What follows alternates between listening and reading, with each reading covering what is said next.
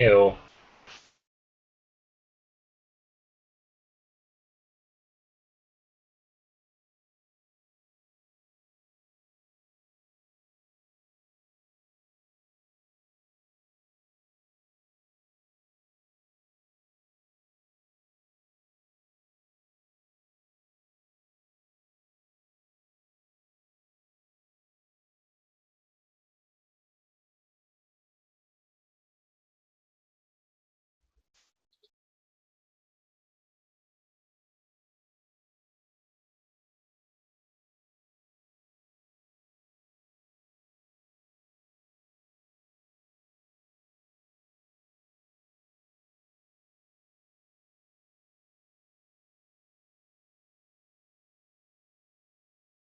Do you have a mic, G-Webs? Yeah.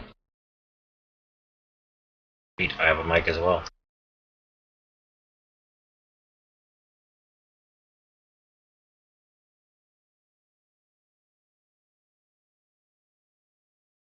I watched a bunch of John Willis videos today.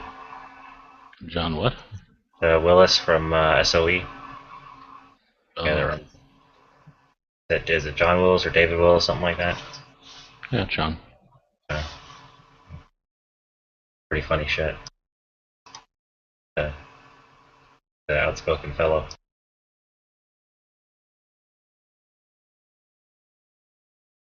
But I know how he feels.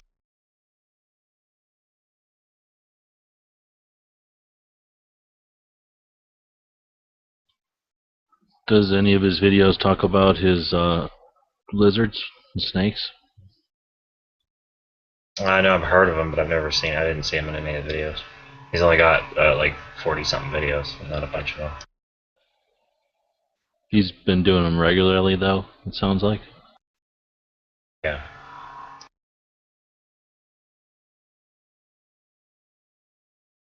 And he's pretty diligent in the comments and stuff too. Like he pays attention to them and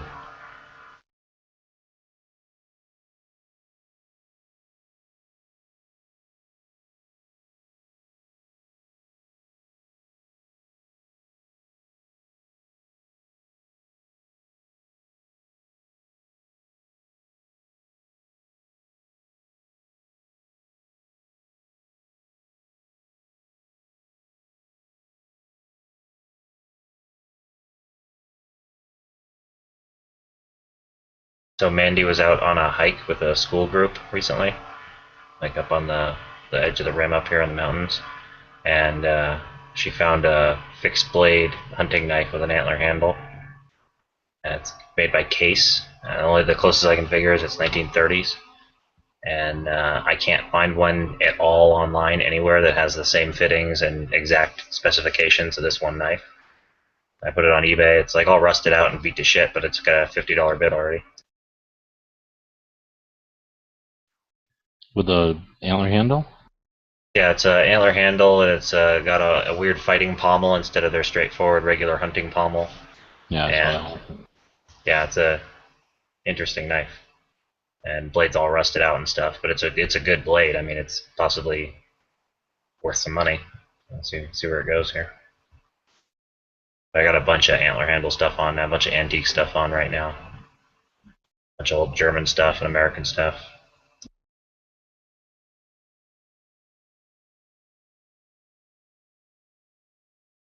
But yeah, that was pretty sweet for something you find in the woods. Can't beat that, even if it sells for the low buck of 50.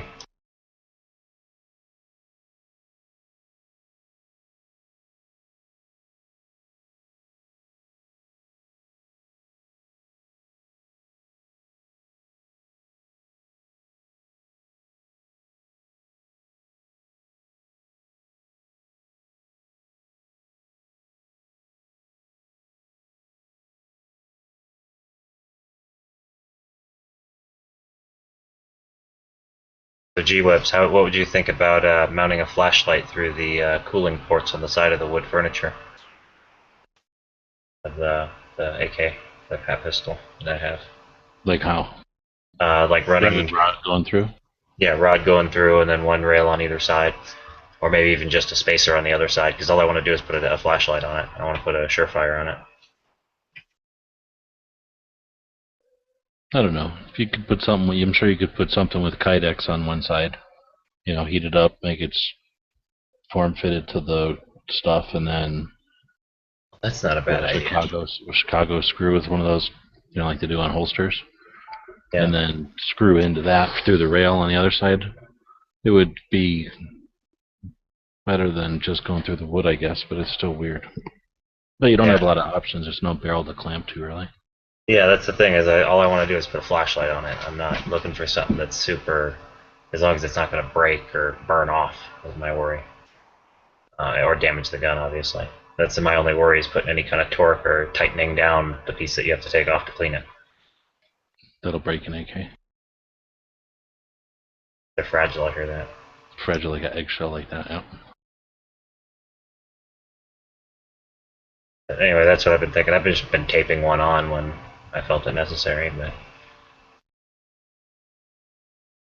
I'm actually, now that you've mentioned, I'm thinking about doing some kind of Kydex or G10 mount that just kind of fits in between the little slots, so it's not actually bolted through or anything. It just, when you put down the top piece, the gas tube, when you put that down into place and lock it in place by shutting the dust cover, that would probably lock tight enough to hold a little piece in there that I could mount a flashlight to. Basically make a little mount that holds a rail so I don't have to go through it or put any torque on anything. Just kind of sit there semi-loose.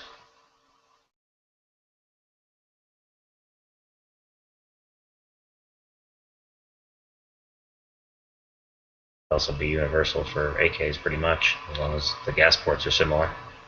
Or, I mean the venting holes or whatever you call them are similar.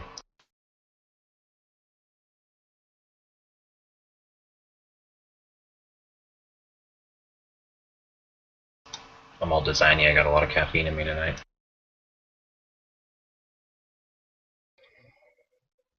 I'm working on a bunch of idiot work. Mind numbing. Yay.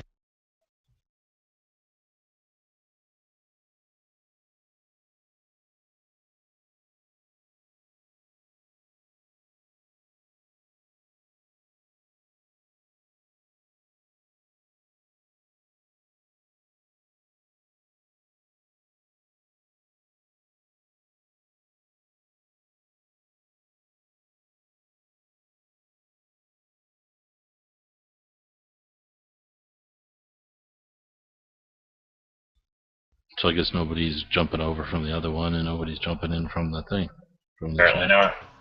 Bunch of lame asses. Did you watch any of the other one that Snow Guy did? No, I just got here like right after it ended, apparently.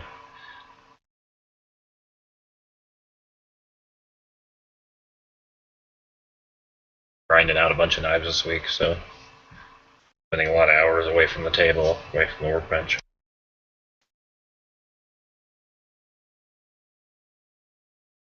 There's no computer or movies or anything usually.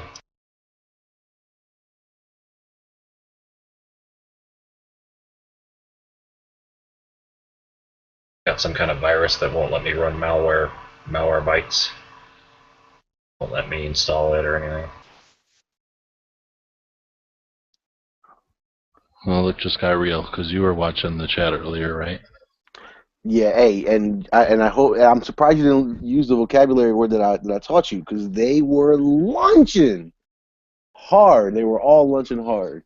I'm not just gonna start using that word because that sounds like having some sort of business lunch. No, they were lunching. They were lunching hard. So what is that again? Talking shit? No, like I can't believe it. Like shocking. Like you're funny or I don't know. It's like it's weird to say. Like you're lunching means like you're doing something incredibly ironic, dumb, surprising. But without realizing it. Yeah, like you're doing something that deserves to be laughed at. No, it doesn't matter like whether you realize it or not. The fact that you're doing it, you're lunching, you're in lunch mode. I find myself getting distracted by their craziness in there for sure. And then I don't know, it went all off onto somehow into the world economy, I think too. Yeah, dude, that was a wide, broad spectrum. It started off with Ferguson, then it went out to world problems, then the economy. Ridiculous. I really thought that guy was Jendo the whole time. I really thought it was him.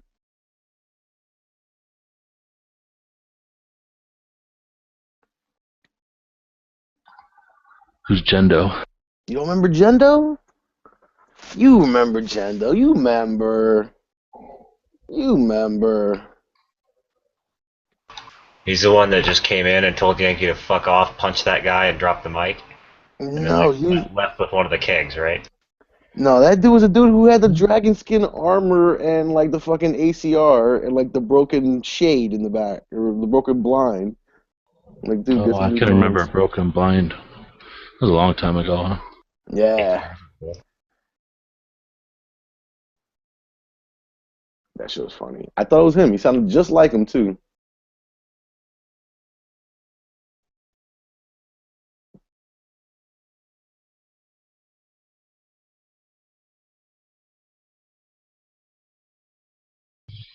So what kind of stuff did they say wrong in there? I guess we could go look at the. Well, first of No. all, I'm going to address the how much ammo you should buy. You should buy.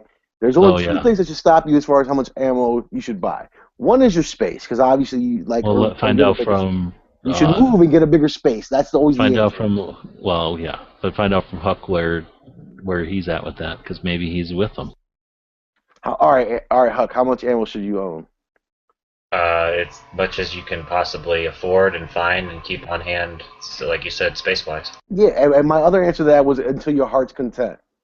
Yeah, Like, exactly. That's how exactly I adopt the same or adopted the same theory as I do with magazines. If you think you have enough, you need more. I mean, that's if you feel you have enough, you probably have enough. put like this, like I'm nowhere near 60, but I'm buying one like whenever I get a chance. And ask me again like when I'm 60, and I probably still won't have a number for you. Yeah, higher on my list than another gun is at least 30 or 40 AK mags. Oh no, not that. I get a gun before that.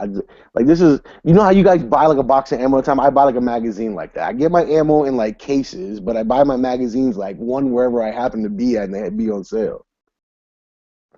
I get me at least one extendo. I have to pick up. I have to buy one extendo whenever I have the opportunity to, which sucks because it's always out of state.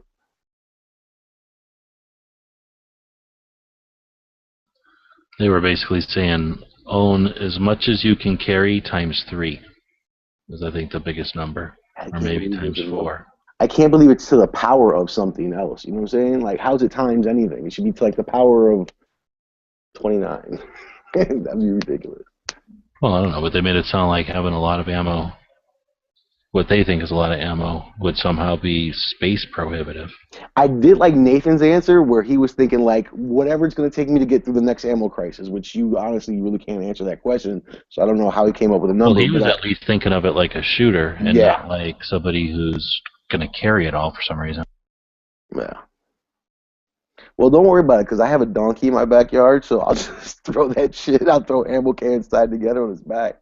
Yeah, I would rather like if I had to carry ammo or something and I couldn't just bury it all. Obviously, I'd bury or hide whatever I could, but I would rather open the boxes and throw them into the woods, like handfuls at a time, and then just come back and scrounge them later, than just leave them somewhere. I mean, that's regardless of how much you have and how much you carry has nothing to do with how much you should have in my eyes. I don't see the correlation there. It doesn't make sense. Hey, how far can you dig? Because I heard Arizona's like all rocks. I don't know how far you could You actually can dig down. dig indefinitely. You just got to look for a spot if you don't have a pick. But if you have a pick, you can dig indefinitely. Most of the rocks are breakable. And if you find a spot you can't get around, you can move. Okay. That being said, it's not easy. It's terrible digging. You don't really dig holes. You just move rocks and spaces appear. Why, you planning on coming down here and digging a bunch of holes? Son of a bitch. Oh, I have an announcement to make. I out hashtagged Instagram, and then they threw away all my hashtags. Spent like 25 minutes writing hashtags. Pissed off.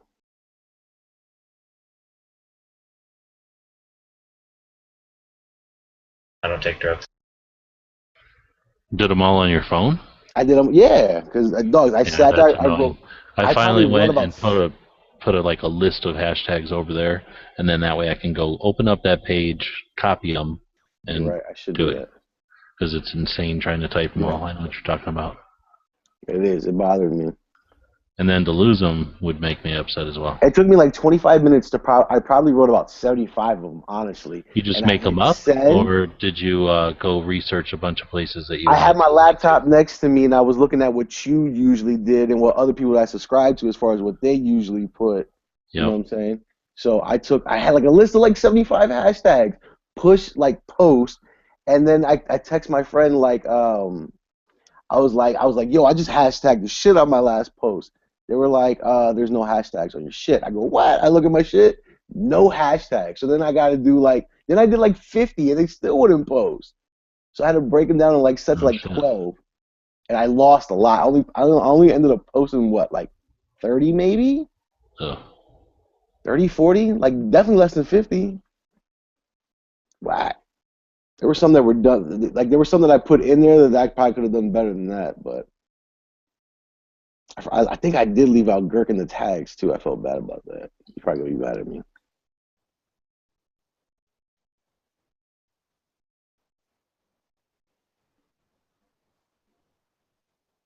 And then my comment was different too. I ruined my comment too. I had another joint. I can't remember. But that is my new favorite rap line that's recently out. I'm dirty with 30s in the semi. And it's like a 30 with fat. 30s and what? I'm dirty with 30s in the semi. Where'd that come from? Fat Trail. Hmm. Probably you're the song that I would recommend if you well, it's like a stripper song. It's called Tip a Stripper. It's a straight strip club song. It's very degrading to women. But it's probably like, I don't know, like his best one out there.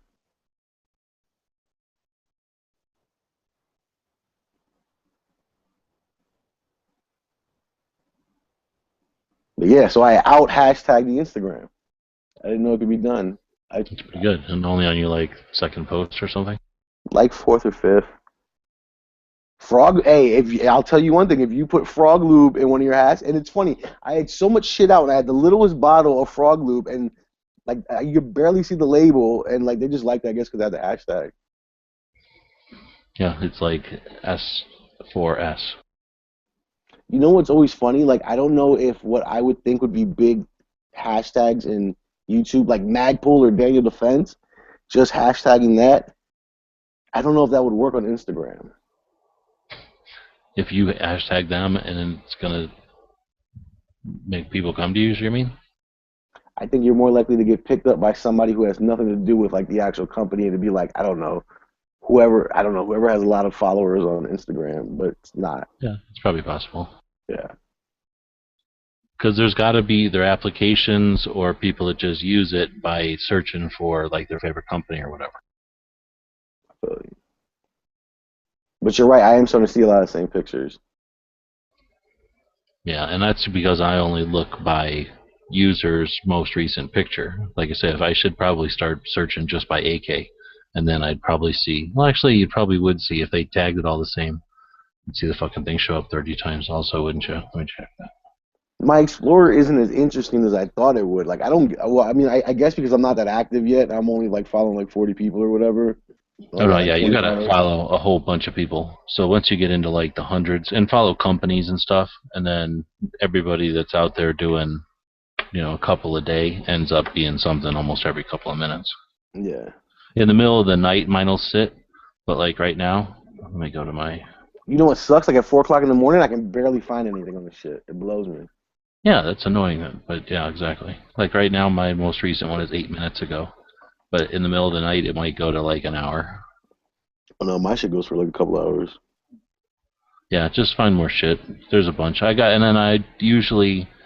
Another thing is when people start to sub to you or whatever it's called, you go to that one view and you can see who just subbed to you, and then I'll look at their page, and if they've got like decent pictures, I'll just sub right back to them then, and then that way that's another person posting pictures,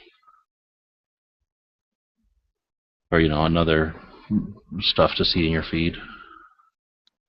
And there's a ton of chicks you can sub to. They post pictures Oh constantly. yeah. Oh yeah. It's funny how people are just Instagram famous. I think that's funny. Oh yeah, exactly.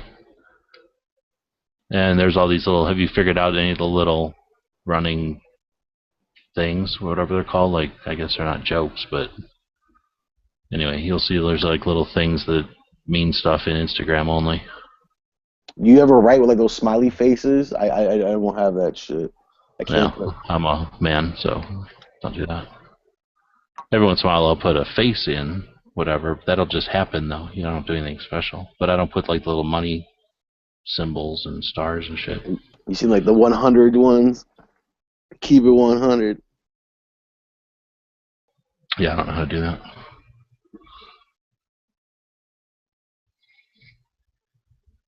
But there is those other apps, right? They told you about those other apps that'll let you go in and not have to crop your shit down to a square. Really? That makes it a lot more fun. And then you can, so like you got a rectangle and you want to shove it on Instagram. Now you can leave it a rectangle and then choose a background color to go around it. So look at most of my pictures. They're rectangles with some sort of color behind them. Mm. And that's so you don't have to chop off the good parts of the picture. And then you can usually write something on it right away. So watermark it right away so that you don't get a Jaeger happening to you and then shit going viral over on WorldStar when you put it up there. I don't know how to do all that. It's just in there. You just type the little letter and then it lets you type shit and then it's just on your screen, just like a meme. So the same app that lets you put in rectangles instead of squares lets you add words to make your own meme. Mm. And shit, the world's your oyster. The internet is your bitch. All right, so wait a minute. Meme the So if shit I out do of that, it. all right. So you said hit the square, and then what? I just start writing. What? No, you have to download the app. You use a phone or do you use an Oh. iPhone? I have an iPhone.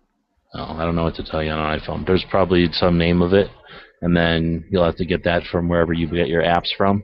What's the And name of then yours? No crop, like CROP, Okay. Let's see if I can find. Oh, wrong joint. but not like a bunch of corn, like editing a picture, size and shape. But it's spelled like the corn. Yes, CROP. Crop video, crop pictures. So, there's another one for video. So the one I have is blue, like aqua color, It's like blue, like turquoise. with two triangles flying away from each other. No, it looks like the Instagram thing made out of white instead of colors, and then there's like an orange smear over it, or an orange line over it. It's probably not the same though. They're usually not the same for iPhone and the other regular telephone. All right. Well, I'll look at this shit later. There's a bunch of them. I don't. Honestly, Yeah, and there's a bunch of them. That's the other thing. And then there's things that let you put like a ton of pictures into one picture and shove it up there, like I don't know what they call that, like a Brady Bunch screen. okay, how do you make these videos like cut, like, you know what I'm saying? Like, I can't figure out how to make the video, like a short video like that, like 2 scenes The of a video video. is easy because the video is just weird because it only takes video while you're touching it. So you'll have to get used to like holding the thing while while it's running, and as soon as you let go, it pauses. So you can just edit that way pretty easy. She's gotta have a smooth run. Yeah, you might have to do it twice or something, but you can edit by just not touching it and letting it pause. Or there's all kinds of apps that'll let you edit. I just don't bother with video over there. Why would you video on Instagram when there's Vine? I'm not going to waste 15 seconds of my life. No, because 15 seconds gives me a lot more room to work with, dude. Like, I'm talking about creativity here. Hey, if you ain't got something that you can say in 9 seconds, then it ain't worth saying. My world is bigger than yours, which just means I have more room to shoot on. So you're gonna come over to my world and want to shoot in my backyard. I got 2Ks or whatever it happens to be on here. 4Ks maybe. So all I'm saying is, I don't know. I haven't even Vined yet. I guess I haven't Vined. I thought I did, but turns out I wasn't automatically Vining. Pretty sure I'm gonna Vine tomorrow though. Take the day off work. Vine for like 8 hours straight. I'm gonna get the bubble bath going, a lot of candles, get in the right mood, and then get ready and start Vining the shit out of the internet.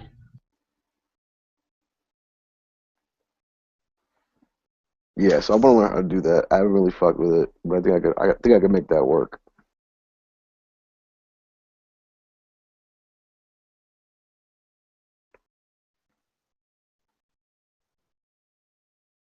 Oh, my Instagram just updated. Uh-oh.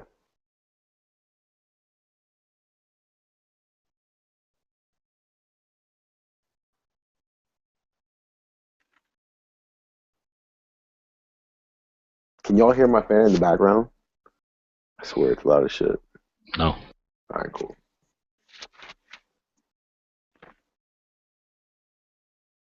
G-Webs.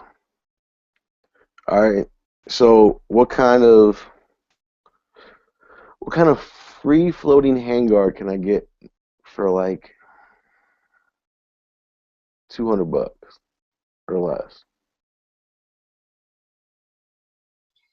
For what? For like a 9-inch. For an AR? I don't know. Yeah.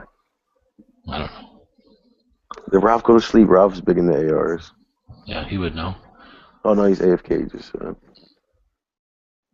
Well, said that 10 minutes ago. $200 seems cheap. Just It does, but it's a fucking pistol, dude. liquid nail something on there. Well, I can get you the tube from like the center of a roll of toilet paper, not toilet paper, but paper towel, and then you can just JB weld that shit on there. And then I'm gonna grind it down.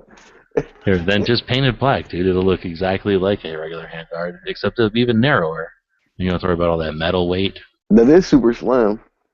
I'm just saying. Suckers paying all that extra money for aluminum. All that aluminum comes from Canada. Just keeping Canadians alive with that. Aluminum is just like cardboard.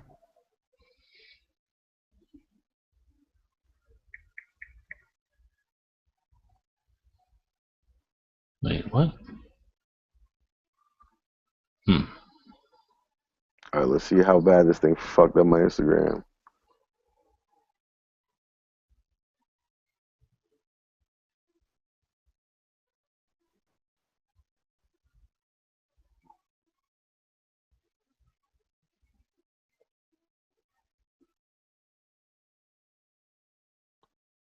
Yeah.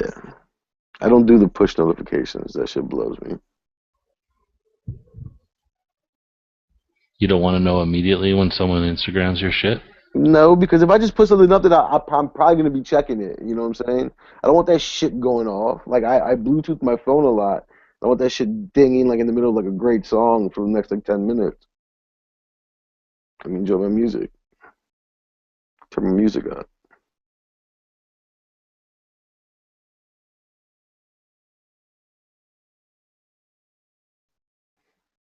But since I got $200 to spend, I think I'll just buy like 12 tubes of JB Weld and try to create my own handguard out of just JB Weld and mold There it. you go. There you go. One of a kind, custom made. Well, you could take a couple of things of frozen orange juice and make the orange juice out of them, and then fill them with water. And now you've got, some metal or some metal. You got some ice cylinders, and then stick those together and make them as long as you need them to be. And then just make your JB weld on the outside of that ice cylinder, and it'll all harden perfect. The inside shape will be a perfect cylinder, and then once you're all done, you leave it in the freezer for a little bit, harden up, take it out, let the ice melt away, and you got your rails. Pretty simple, really. No sweat. No cops, no police have to register that. I should put my fingerprints on my handguard just to be safe, though. That's what shit Maryland would do.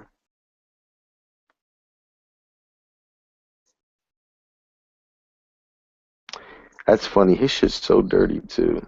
I wouldn't care so much if you didn't have a fingerprint on your gun, but if you had a breathalyzer, that would be better to have. Like, you can't shoot your gun in violence without a breathalyzer first. What about a blood test? A complete tox screen. Well, maybe once the technology's there, the breathalyzer will be a step in the right direction.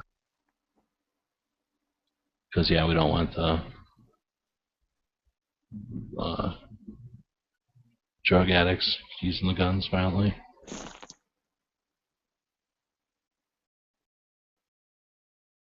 Stone Guys refers to drug addicts as those people.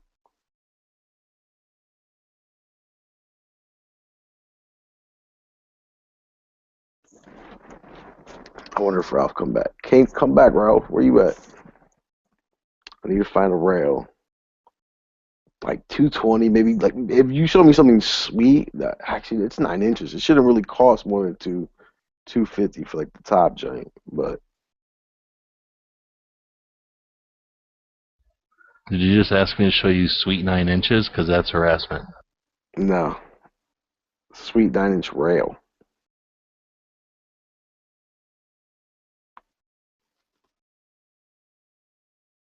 All right, now I'm having trouble finding something that should be right here.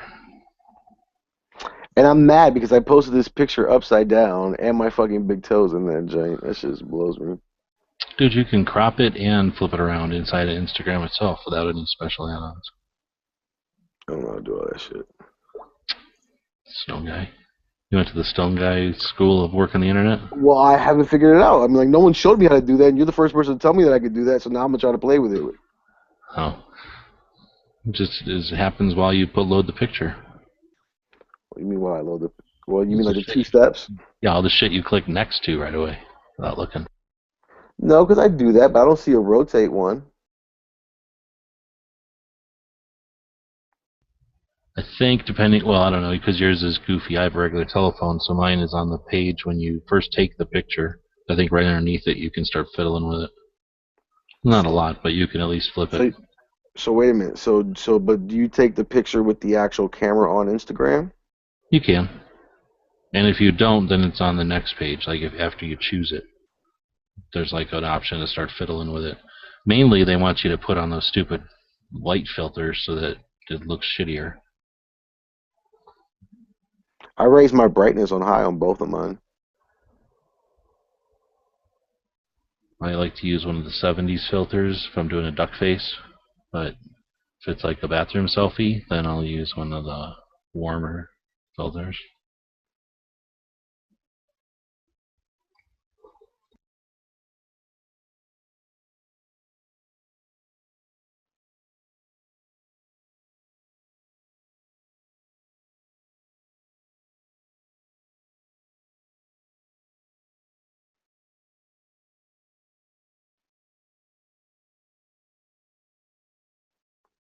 All right, I gotta figure out next time I take one how to fucking turn that shit.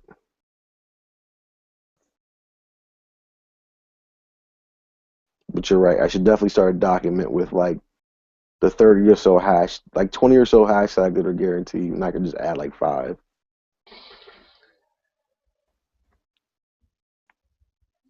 And then, did you start tagging people already? Yeah, I think you did.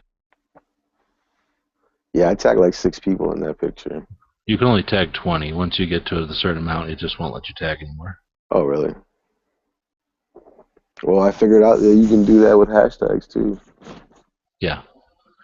Well, and then they work, because that one picture I posted with a bunch of hashtags on it has like 125 looks or whatever they're called, and normally I get 80.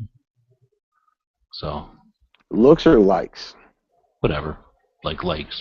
You can't tell who looked at it, but who came by and gave it a thumbs up, heart, I guess. Yeah.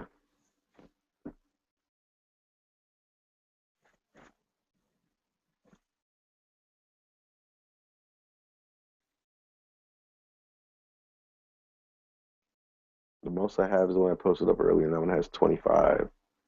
I only have 29 followers, so almost all of my followers have given me a thumbs up. I'm almost running at 100% on that photo. Shit, how many accounts does your mom have? Well, I got a lot of aunts. Oh, okay. You go down to the beauty salon and they're like, while they all got their heads in the hair dryers. Nah, dude, I get free lunch all week. All I got to do is go to a different aunt's house every day of the week, and I get free lunch. They love it when you show up for lunch. Come over, bring them a little box of ice cream or something. Are these aunts like DB, where you get a little more than lunch, or just?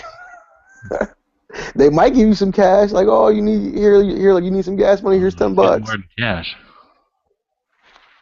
I don't know, from his aunt. I don't know. I don't know. She's a special one.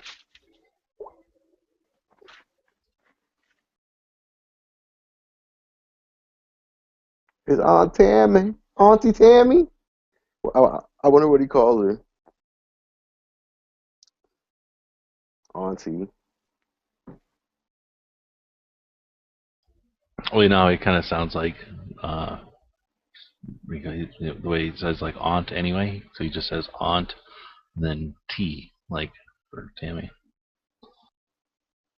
My first picture that I posted Auntie. has 16 likes. My last one has 11. I only have 6 pictures.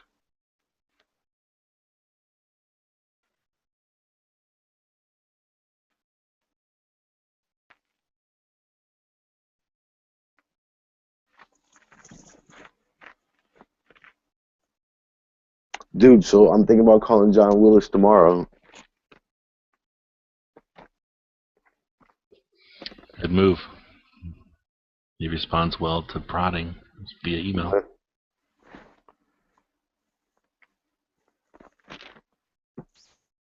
It's like, no, I'm straight. I'm not even worried about it. I do need a new belt, though. So you ordered about how long ago? 2 weeks. I'm not worried about it. I'm thinking about ordering another one, and I still don't even care if I haven't gotten the first one. Think about ordering another one, and I need to go get a leather belt, too. I went down in belt size. My pants were sagging like shit the other day. Couldn't take it. Just get a hole punch. Punch a hole in the belt you already have. Why not? It's just an excuse to buy a new belt.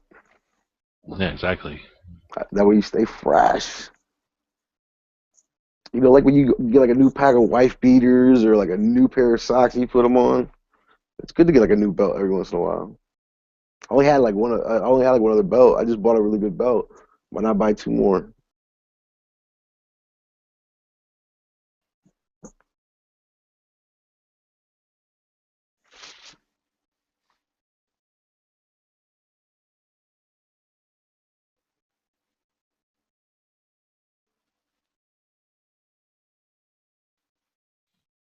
It's the one they put in the chat. I haven't even seen it. Air arms. 165. It's a key mod. Put a link on the side there. Let me see. See, I don't like Keyman though. That is super light though. That is super light. I actually do like quad rails. And what's funny is that you get the key mods for so much cheaper. The key mods actually tend to be a little bit cheaper, which is funny. It's a lot less tooling.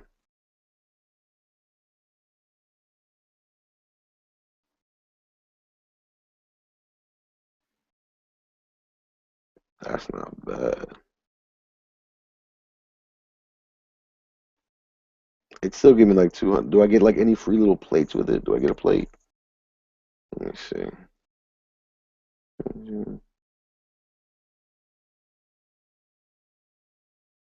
It just says all rail. It doesn't say if I get a little piece. I would definitely want a little piece.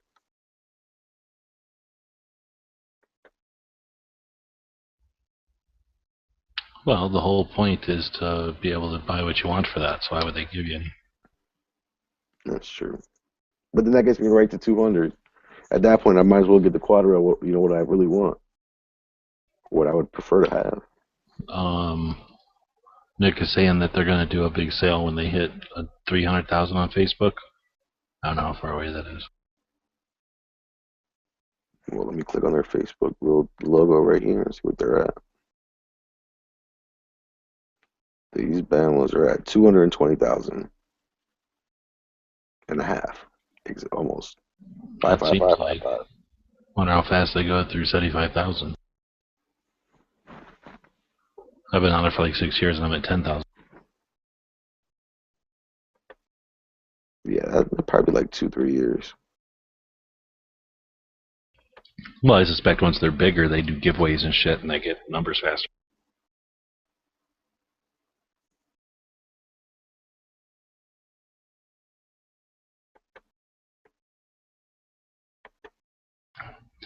300,000 isn't that big for a gun thing on Facebook anymore.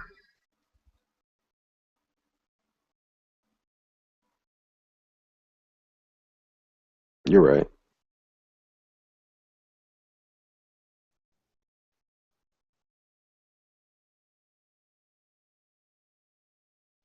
So I'm thinking about getting the DD barrel and the DD sights.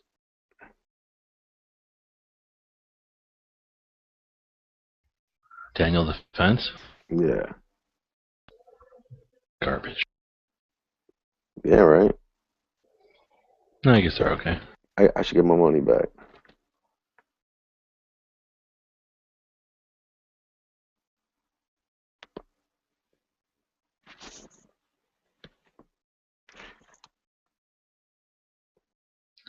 I might have a Daniel Defense rear sight. I forget. But it could be. Actually, it might be.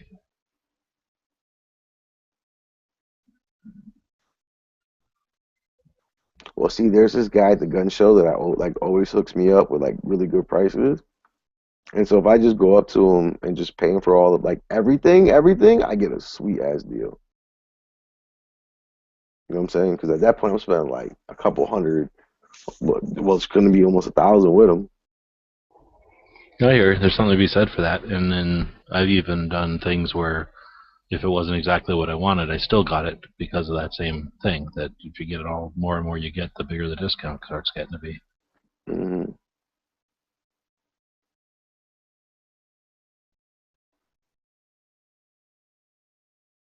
And I take them and like I take my friends to him too, and he be hooking them up too, which is pretty sweet. I've brought business to him. He dressed up George Zimmerman's rifle. He's gonna do my boy Rafiq's rifle, probably more than likely. It was sweet too. Like if you catch him at the gun show, he's not busy. He'll put the shit on for you. But I'm hoping I can get in contact with this guy that I met that I know who has all the tools. Like he's built maybe like 8 lowers, so he has all the tools, the blocks, everything. And I want to see like if he like I'll pay him to teach me to build it. You know what I'm saying? What's it gonna take him like an hour, 2 tops? To do an AR?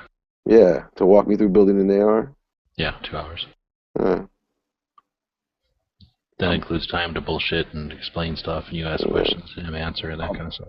I'll buy the beer and pizza, no problem.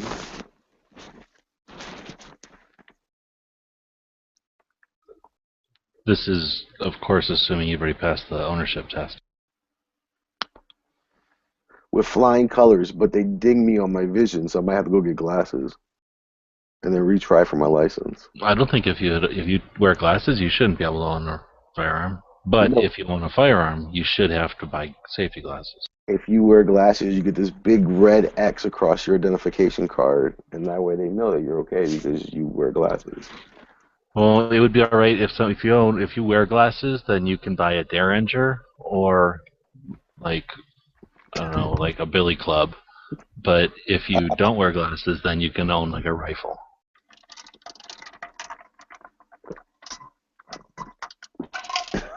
I'm worried about the children and who's standing behind the children. I'm I'm scared about single file lines with children. Oh my god, I never thought about a single file line, and they're single filing all the time, dude. Think about Constantly, it. Like, constantly, if all it's time day. for juice, single file line. If it's like time for a nap, single file line right to Yeah. the cot. It could be their last single file line.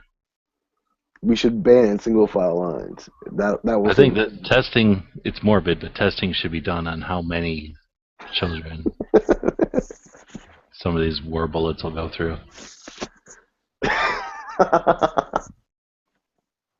There's some sort of link that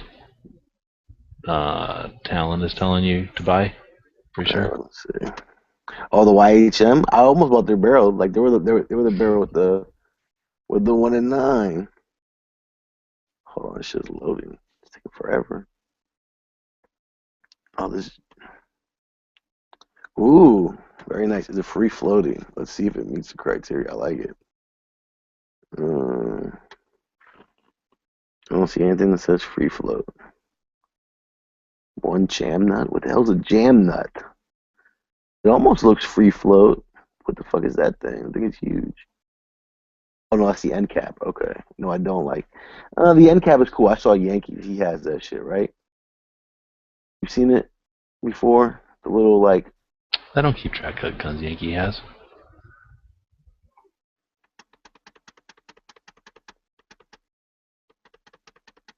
All right, I need to figure out what the fuck the jam nut is. I'm gonna start watching videos on that.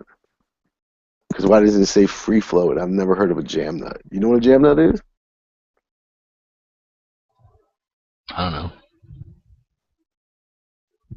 Nut that doesn't quite fit, so you jam it. That's cool. And you know what's tight is that this dude that goes to the gun show, he literally buys, I don't want to say like at least like 10 tables. And they're like Amish people too. So they have like these carts on like rolling wheels and there's like a family of them. And what they do is like they basically build ARs. They have any part you'd ever want for an AR. Every single Magpul grip, every single Magpul stock. Well, they can have machines, they just can't have electricity. So they can have guns, they just can't have Gatling guns or miniguns.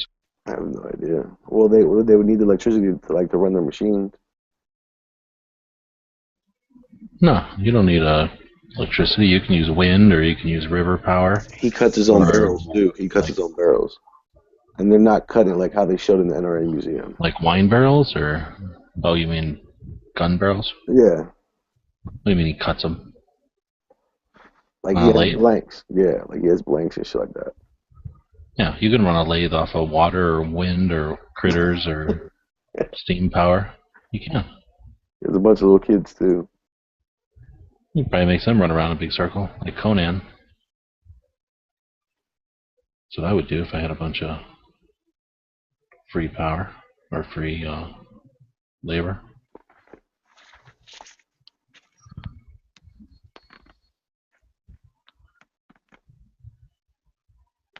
What's the idea of like Huck and Ralph Yankee and the shit out of this chat? I don't know. And then nobody else came in. I guess nobody wants to hang out and chat anymore. I've thrown the So link out there, so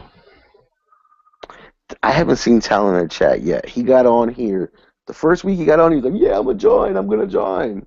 I haven't seen the guy. Still don't know if he's a Cylon. What happened to Bob? I saw him get on earlier. I don't know. He was on the other night. See, all we gotta do is hold out for Chris. If we hold out for Chris, then we got a party.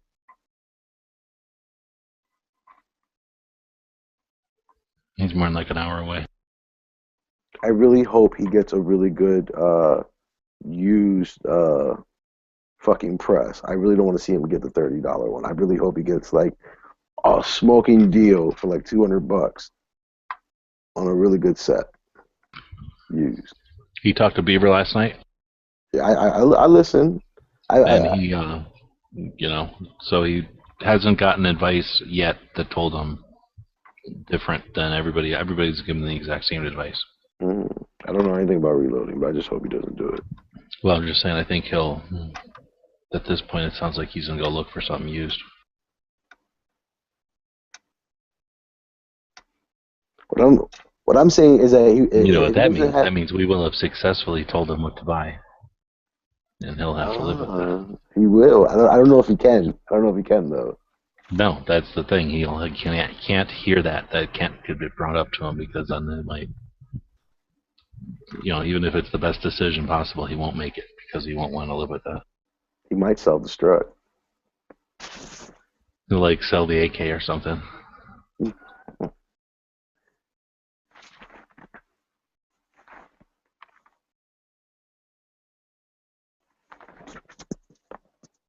Yeah, what the hell is this?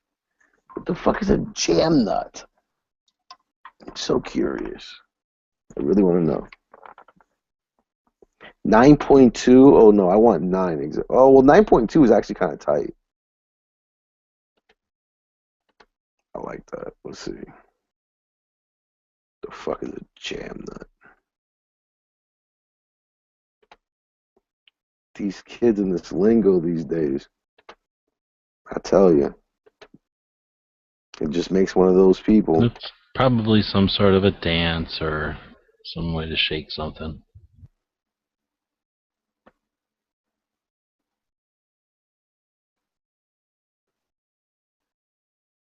And I tell you,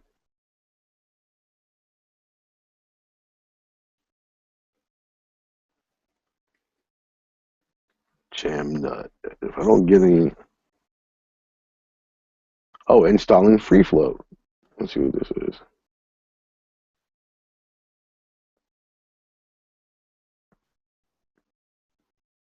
You know what's funny is that I think George Zimmerman has this rail and wants to buy another one.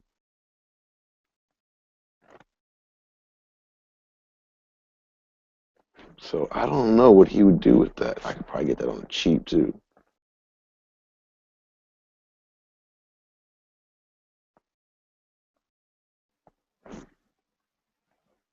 I think it is exactly 9 inches too. No, his isn't the Yankee Hill machine. His is something else. I can't remember what it is.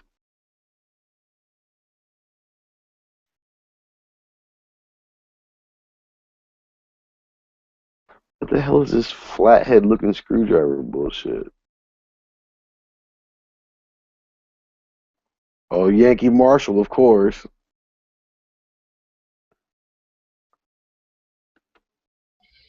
What are you talking about? Hold on, we can watch this together. Let me pause it, rewind. Tell me when you started. We'll watch it together. Look at, oh, see, like I wish you could see like the search bar that I had because it was just a picture like a flathead. All right, you ready? Oh, I was looking at your screen. Okay, yeah. So, I'm at 7 seconds. What are you watching? Hey, Or what Yankee do you... Hill. This is the Yankee Hill rail.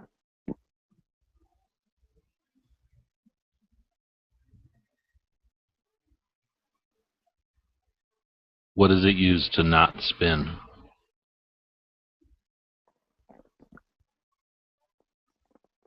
Like, does anything anchor it to the receiver? I guess those screws are what it does. I have no idea. So you just tighten on a barrel nut, and then you just tighten those screws to the barrel nut. But that doesn't lock it to the receiver. It could still twist. I still don't like the fact that it uses flathead screwdrivers. It what amazes me. I don't want to see that shit. I want to see like something industrial. It's 2012. Why am I seeing a flathead? Well, and look what he's talking about. 2014. I'm lunching. Yeah, I mean, like saying he had to screw with the screws. I stopped. I pause it again. But what is this? Midwest Industries? Oh, no, Yankee this is Yankee Hill. No, they're not the top of the line or anything. I feel you. I'm gonna hit up George Zimmerman and see what he wants for it. He has a different. No, he has like a Samsung or some shit like that. I don't know what it is. I think he paid like 164 or some shit. Well, Samsung have been around for a while. They're not top of the line necessarily either, but they do sometimes, because they are sometimes the only option. What do you, how would they only be the only option? Oh, I remember for crank rails back in the day, you couldn't get anything else. Ah, okay. So for a different platform.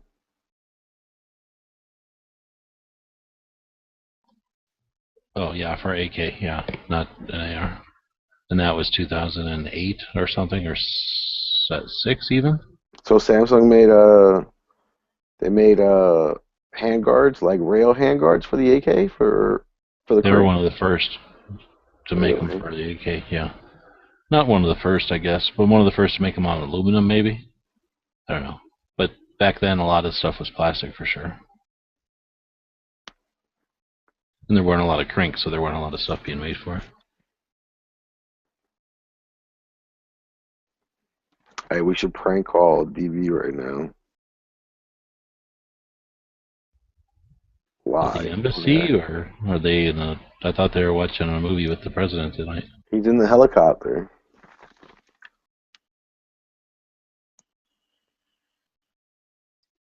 What's messed up is that our tax dollars have to pay for like Secret Service dudes to hold on to them little dogs of his because he insists on traveling with them. And Obama's like, whatever, bring them with.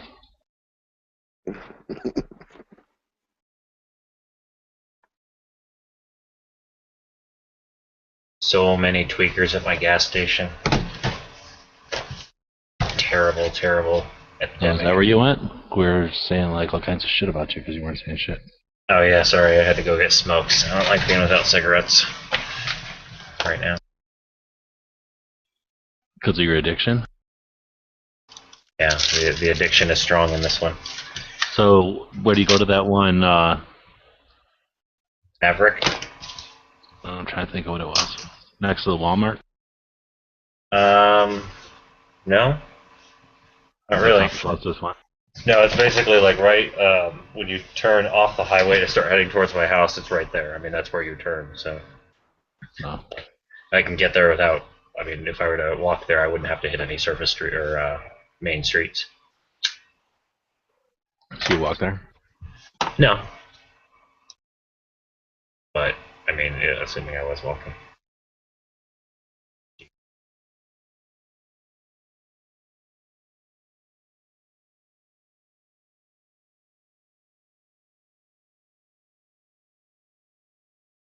Got my eye on a NAA with the little folding pocket clip grip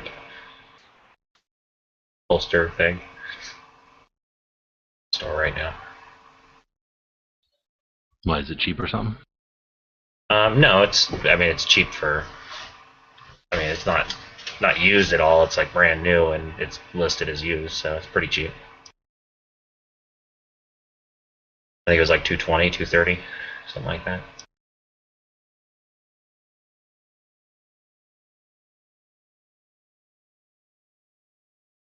It was cheap when I looked it up, but not, ridiculously cheap. But if I can get one, I can start doing the grips on them. That going.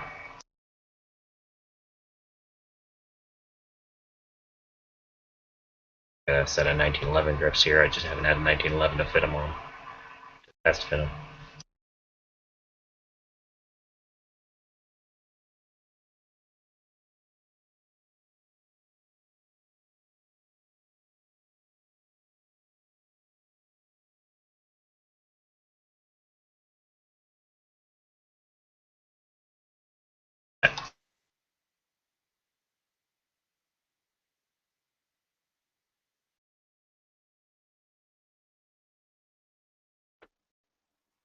Dude, oh my God. See, this is pissing me off. I want to know how I know this person. I want to know.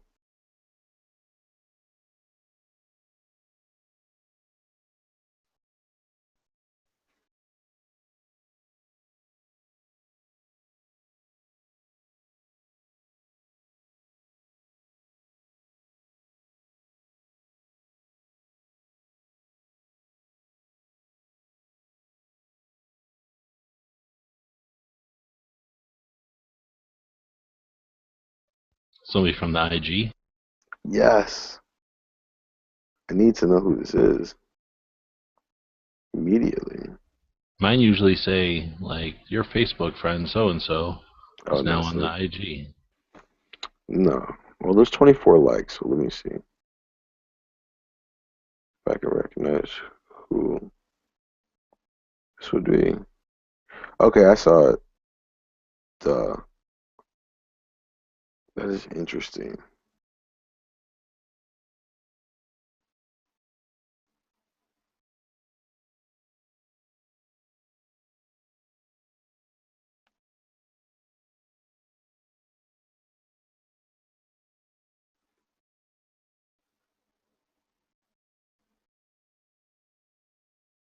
I think IG is so tight. There's a lot of things I would fix on it. You're right. There's a lot of things I would fix, but I still think it's cool as shit.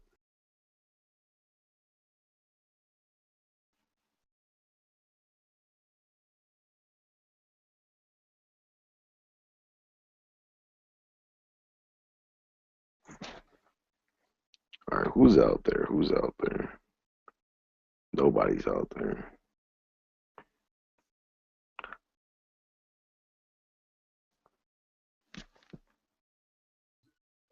Yeah, Huck didn't even come back. You can see who's watching by clicking on the little YouTube thing. And then when that opens up, you can see there's 20 people watching, so if 3 of them are us, that's still 15 people out there basically stealing because they're not participating. But you want to run this on closed circuit? Just do it over You'd have to pass. cable, 550 cord with some cans. The state would have to provide you with like a literacy test or whatever. You'd have to prove yourself that you're safe enough to handle that. And submit your fingerprints.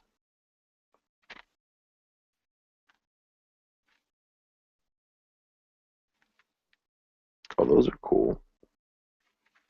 I remember those.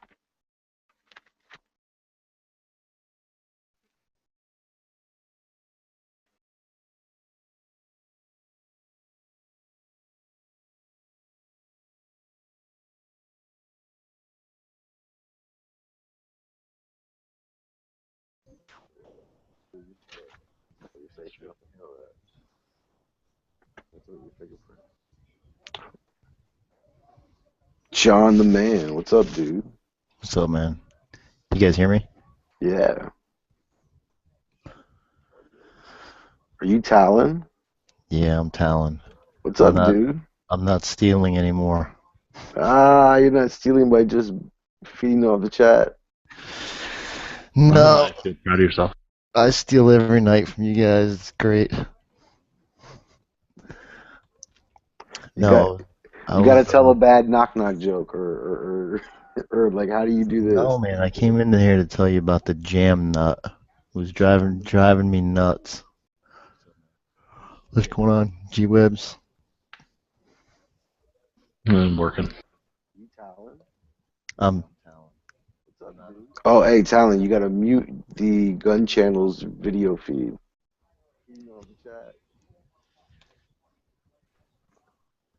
Okay.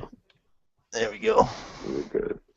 It could play in the background. It just gotta be muted. Yeah, no, this is my first hangout. I'm a newbie. That's really the only thing you gotta remember to do whenever you come in the chat. Well, you know what's stupid is I was one of those people that wanted I wanted a separate like a Google account. You know what I mean? Like I have 2 different names, Talon, Mm. and then I have my Gmail account, but they both use the same username and the same password. So it picks this one, which Mine's like that too. My shit's like that. I have like 2 G+ pages. Shit's horrible. Yeah, I can't stand that, and you can't really do nothing about it. You just got to deal with it. Yep. Yeah, it's clunky and horrible. And then you start like favoriting things, and then you're like, where did all my stuff go that I favorited? And then 6 months later, you log into the other one, you figure out that somehow you threw shit over there. Yeah, and the YouTube videos are all messed up. You know, you got your old name, which wasn't your name that you wanted to put out there for everybody to see, and then you have your name for everybody to see. And at some point, I remember a couple years ago, you had to pick one, and I kept putting it off, saying no, not right now, not right now, not right now, and then eventually it just kind of, sorry, this is it, this is how it is. Yep. So, anyways, this jam nut on this Yankee Hill rail. The jam nut? Yes. Because I have the rail. I have the same rail. I put it on my AR. 9-inch? No, I have it's the same one, but I use the 12 and a half length.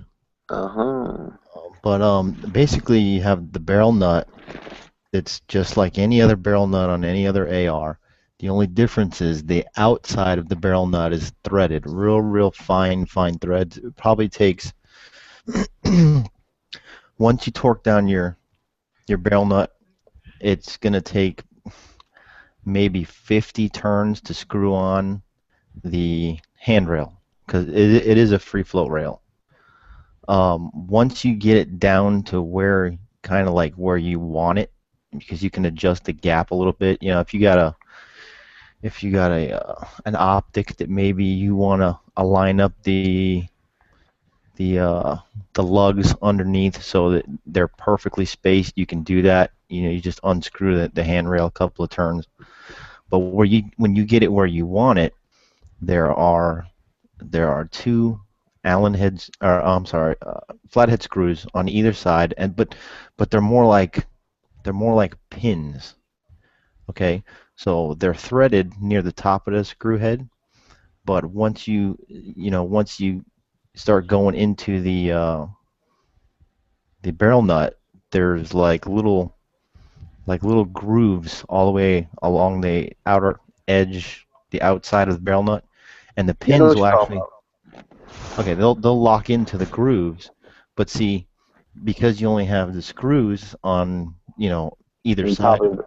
All right, either so side there's of the like a pin rifle. on the bottom. It's like a pin on the bottom and like a screw on top. I feel you. Okay, so because that's all you have to hold it, it would be loose. So the jam nut comes up from behind the rail, and there's a special tool from Yankee Hill Machine that you lock down the fore end. Ooh, I don't like all that Just proprietariness. it just keeps it all tight. You don't have to use nothing proprietary. You can use a DPMS armorer's wrench will work to tighten it up.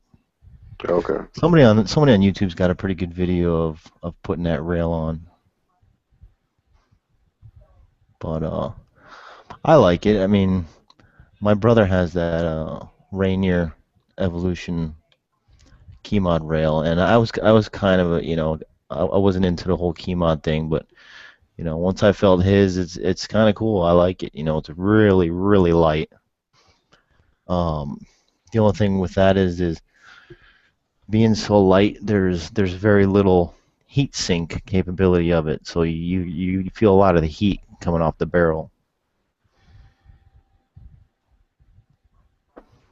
But Does you it can get pull that. hot? So I mean, so you're basically saying like it gets hot really quick. Yeah, it gets hot pretty quick. I mean, you can counteract that with uh, angle forend grip or something like that to get your hand off the rail. Um, but it does seem like it gets hotter than mine does pretty quick.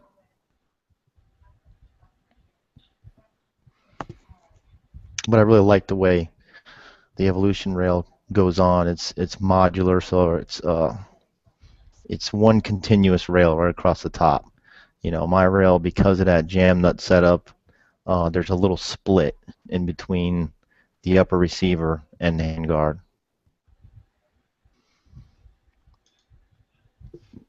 You said what? There's a split in between your receiver and your upper handguard? Yeah, the handguards. One thing, if you're building one, you should pay attention to that. Because a lot of them, a lot of the handguards, they don't connect right up to the top of the receiver. A lot of them, you're gonna have like you know, it's only maybe a quarter of an inch, but there's a quarter of an inch gap between the handguard and the upper receiver. Oh no, shit! I want monolithic too. Yeah, that's what I mean, monolithic.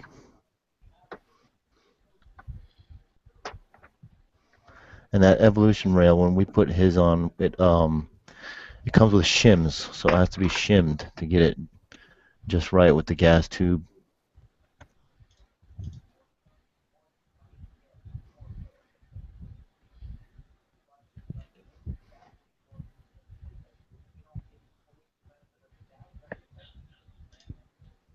I knew he was gonna show up. What's up, good guy? What's up, man? Me and G-Webs had to keep this chat alive. We were down to 2 people not too long ago, and I then was, John jumped in, and I I knew you was, were gonna jump in. what do you call this? I was out and about looking for reloading equipment, and retail-wise, they're a little too expensive. Oh, well, don't worry about it. Just wait for the gun show and wait for a good deal. Come across a good deal. I'm gonna see, but I already got my stuff picked out from Amazon, so just that's in the back burner. It's good to have So a I went backup. I, I went to Bass Pro they had very little stuff. I went to what do you call this, Cabela's. They had more stuff, but it's just even their most basic presses, OO presses, are like $200. So the only press there that was around $30 was the hand press. And if I bought that, I get an earful from all the reloading experts here. Not tonight. No, they'll be here later on. Ballistic and Oh, that's your man. what's Yeah, the other Ballistic, Daniel, and who else? Mark.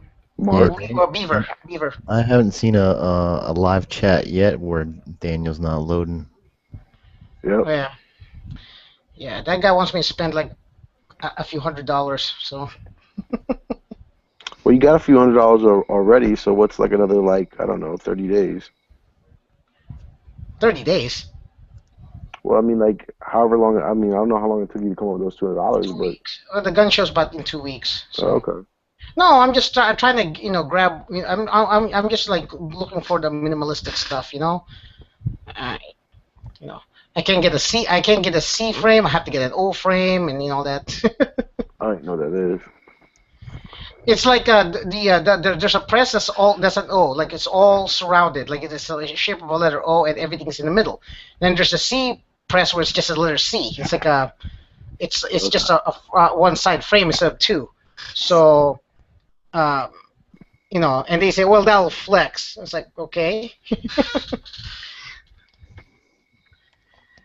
For example, let me see here. How you guys doing? We're doing. And since pretty much also Hey, John, you out of Florida, right? Yeah, I'm like 10 miles south of Tac Daddy. Oh, So yeah? yeah, I know the So you're probably like DB's cousin then? no, probably No? not. Okay. Because you know who DB's uncle is, right? No, You don't know who DB's uncle is? Weapons education. no, who's DB's uncle? The Weapons Oh, no, I know. Education. Who is it? What? Weapons Education. weapons education. You know who weapons education is? No. Okay, You know who he is? You need to YouTube Weapons Education and Oh, yeah, check YouTube, yeah. I would have figured you'd probably bump into this guy by now. I probably have. Let's see what else. So that first link there, that's a inexpensive single single stage press. That's called a C because it's a triple letter C. And this is the O-shaped one.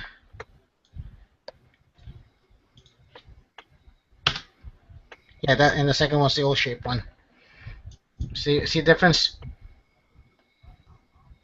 Okay. See That the makes difference? sense. I would definitely get an O.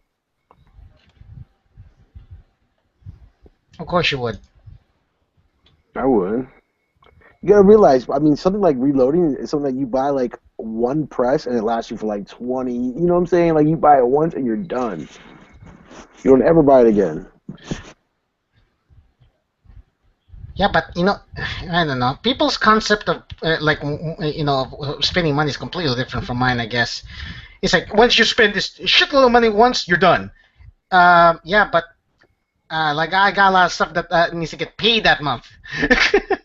Instead of me, like getting small and then getting more later when I get the money, because I'm almost paycheck to paycheck, So it's not like I have like I get I save a shitload in one time and then spend it all later. So it's when I save, I have to save up for big stuff like house repairs.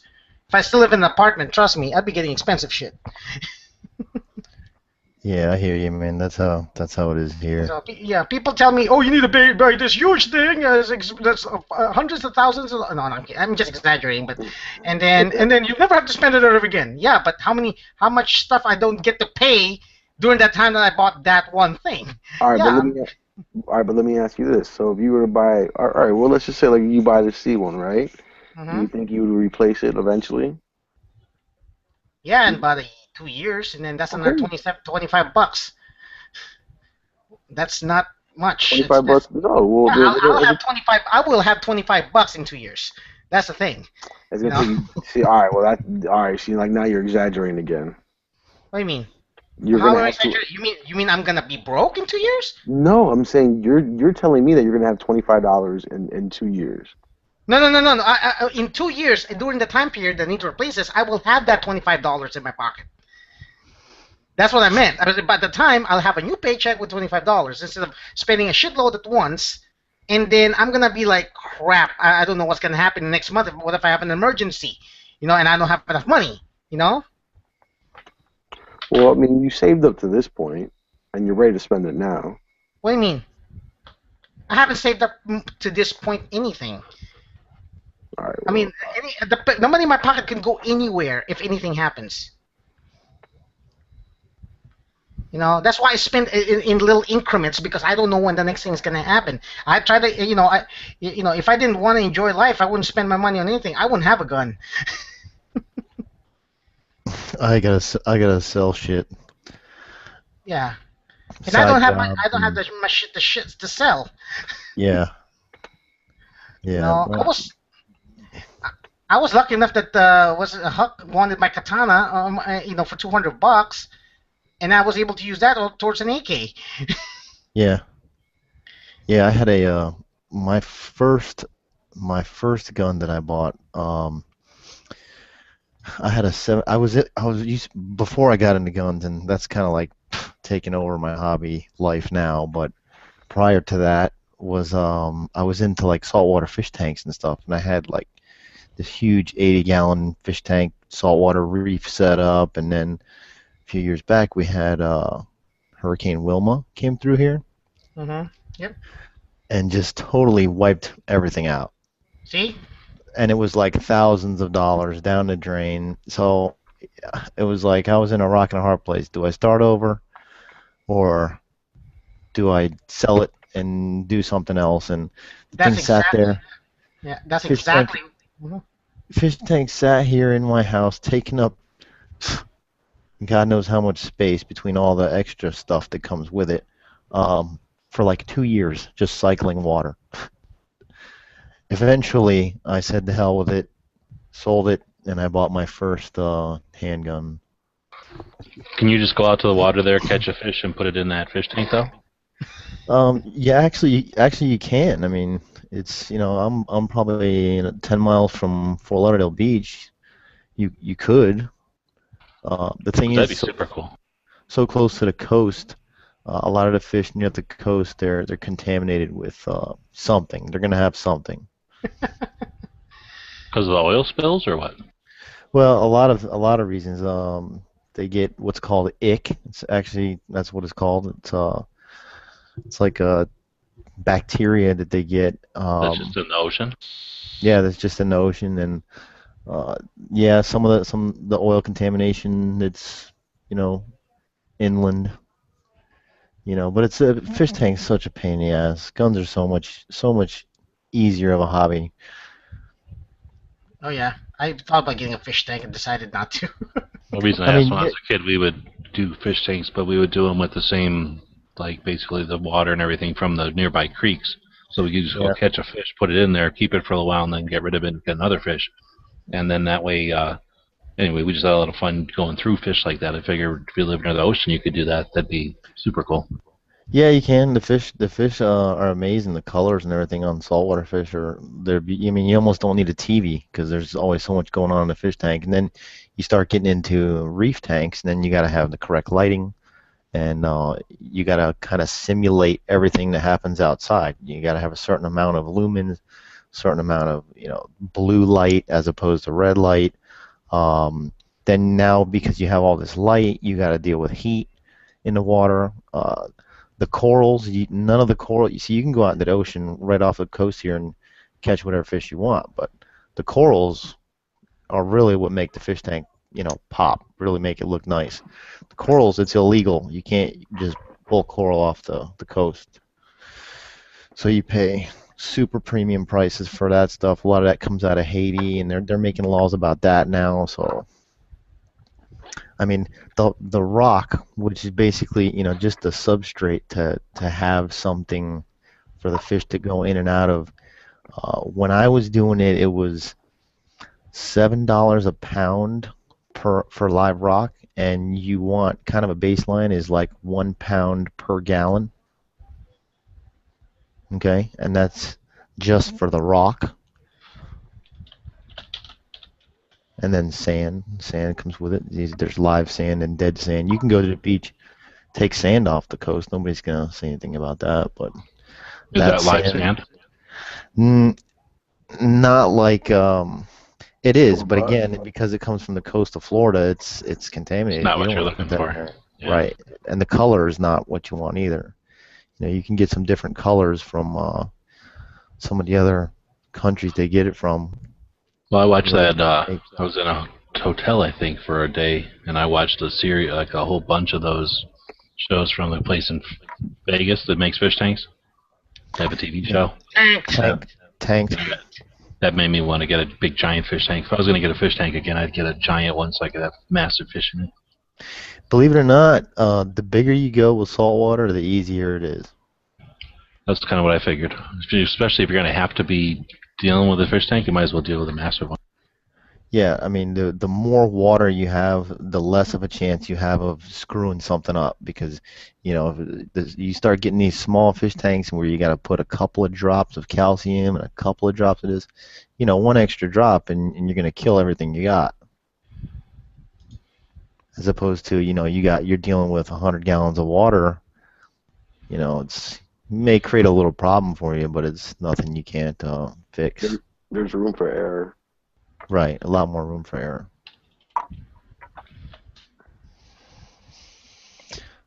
So yeah, so that's how I have to buy my stuff. That was my first one, and then I'm in the car business. I'm a technician, so once in a while you can come across a broke down car, you fix it up, flip it, and that'll buy me something else. And because you're near Miami, all the used cars have guns in them. And kilos of cocaine. I check them. Yeah, and kilos of cocaine and like the frames and stuff. Yeah.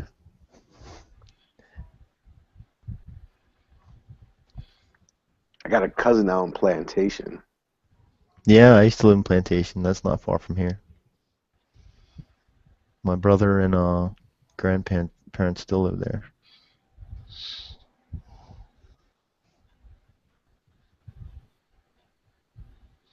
Yeah, I was just gonna get a basic tank, so. Yeah. But yeah, that takes time. Make sure you feed them. Forget about it, it's over. I'd rather have a dog that can find its own food. You can go the other way and get tanks that are self-sufficient. They're just not going to have the fancy colored fish or whatever, but you can get like real pond fish and frogs and stuff. And I used yeah. When I was in school, I would try to do tanks that were ecosystems or whatever, like they could sustain themselves, and that was a lot of fun. It was hard. I mean, it wasn't easy, but it was definitely a thing to do. Yeah, if you get all the right components together, then yeah, I mean the fish's feces will make the plants grow, and the plants clean the water, and yeah, it works. You can do that with salt water too. It's a lot more, everything with salt water costs a ton more. They have ozone craters and all this stuff. So I took a big giant fish tank that I found one time, because this one I was in school and didn't have any money. The big giant fish tank I found, it was cracked, and then I glued in like a divider so that half of it could be water and half of it was dirt. And then I had a fish in there, like one of them big goldfish. I put a mouse in there, like a feeder mouse, and then some kind of bird, so whatever cheap bird I could get.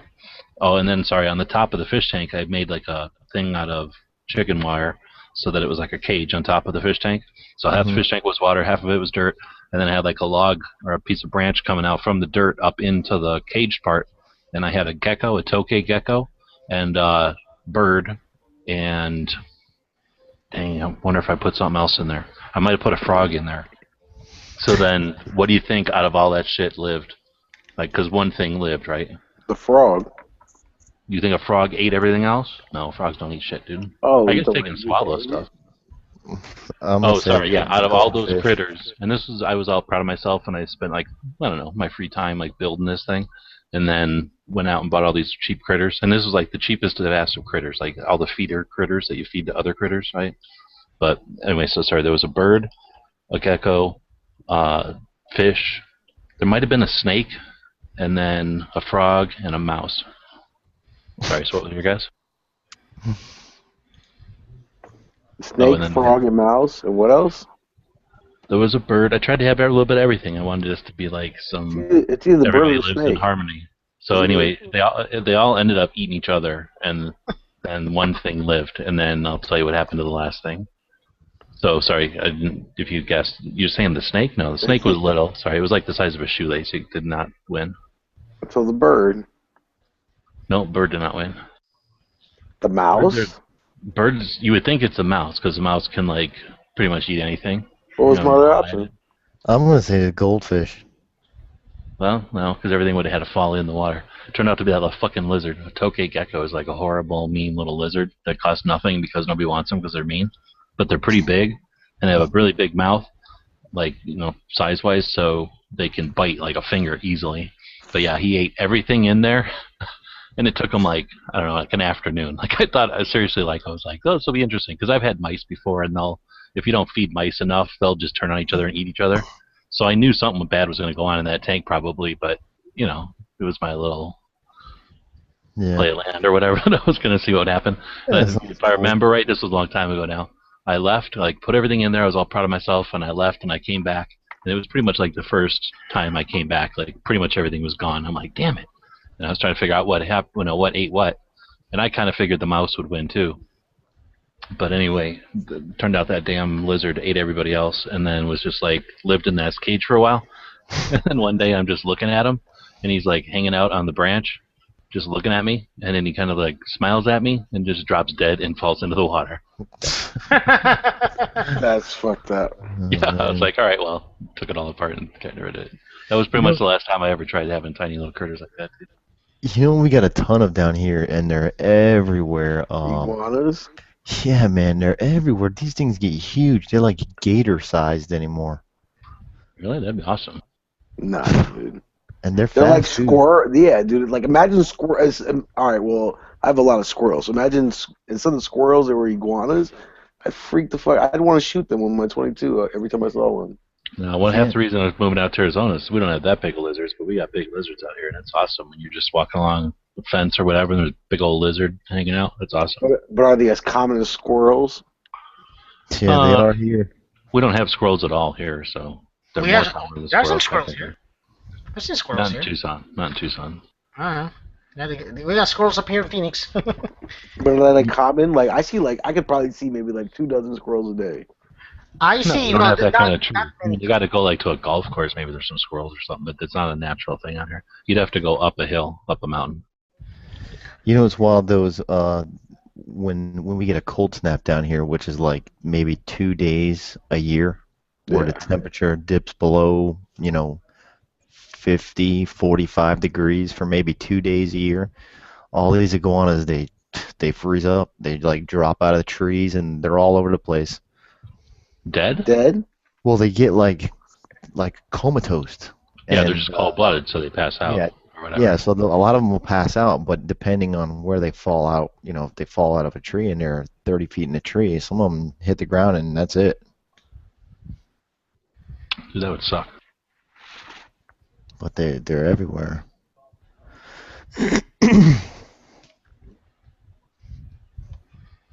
So what are the parts you're using for this AR build, Marco? I'm thinking either I'd probably go Daniel Defense barrel, Daniel Defense sights. I'm going for left-handed upper from Stag with the left-handed bolt.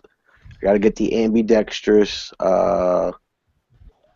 fucking barrel nut or whatever, and just like a factory Stag parts kit lower, the CAC buffer tube, and the SIG pistol brace.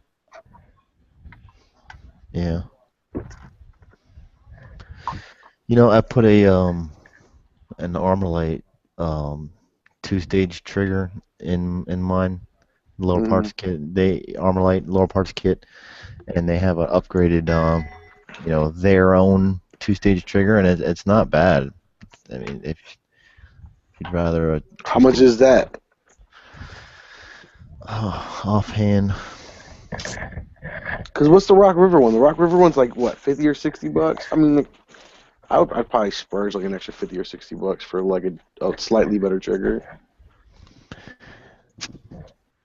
yeah, I have like this whole recipe of what I spent and what I bought when I built my AR, and like 2 weeks ago, my laptop fell off the arm of the couch.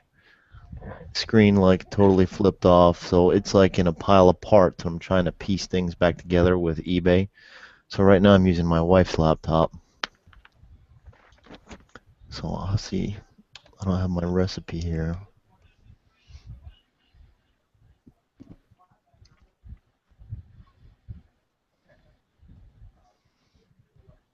Yankee just came back into the chat just to Yankee it again.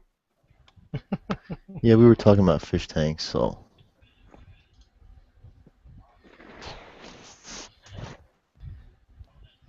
Does Yankee have a fish tank? I don't think No, I was thinking that's probably why he left. he probably does have a fish tank though.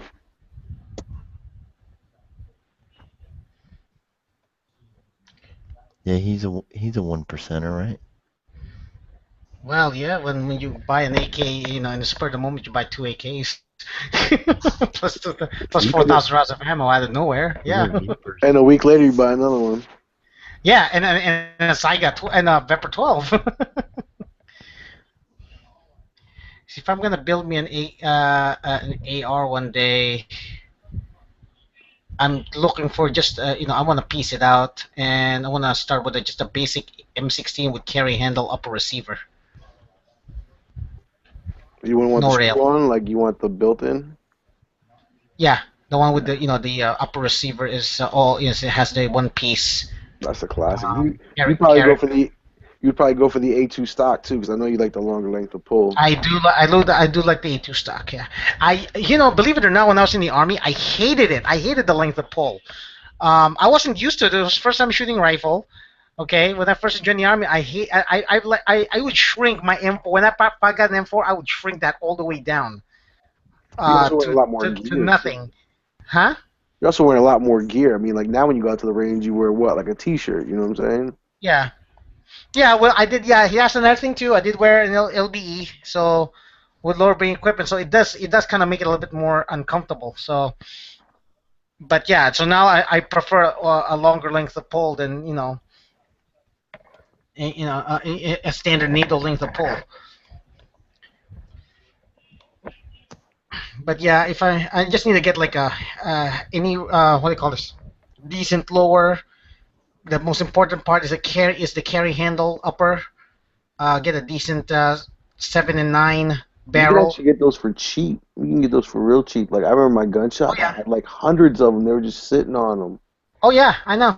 I can get them for cheap. I just it was the whole don't upper wanna- kit, too, I with just ball don't- carry and everything.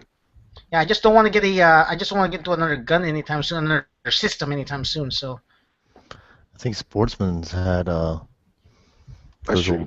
those old upper kits for like $349. No, It's it like doesn't matter. He's about getting the reloading. Let him. You know what I'm saying? what? He's about getting the reloading. That's another thing too. After about a year or maybe reloading, I'll be able to get enough 223s together that I can, and I can go to an AR in around 2016. So, of course, unless we have another attempt at a ban, then yeah. You know what you should do? The money that you save from your ammo by making it now, you should put that towards the purchase of your AR. Well, yeah, I mean, we're gonna get parts. Yeah, definitely. I want to build it, and I want to build. Old school, old-fashioned M16 style AR. Triangle handguards too. You're a beast. Not triangle. The A2 style handguards. Okay. Circular ones. You ever notice the handguards and the triangles actually like the wrong way?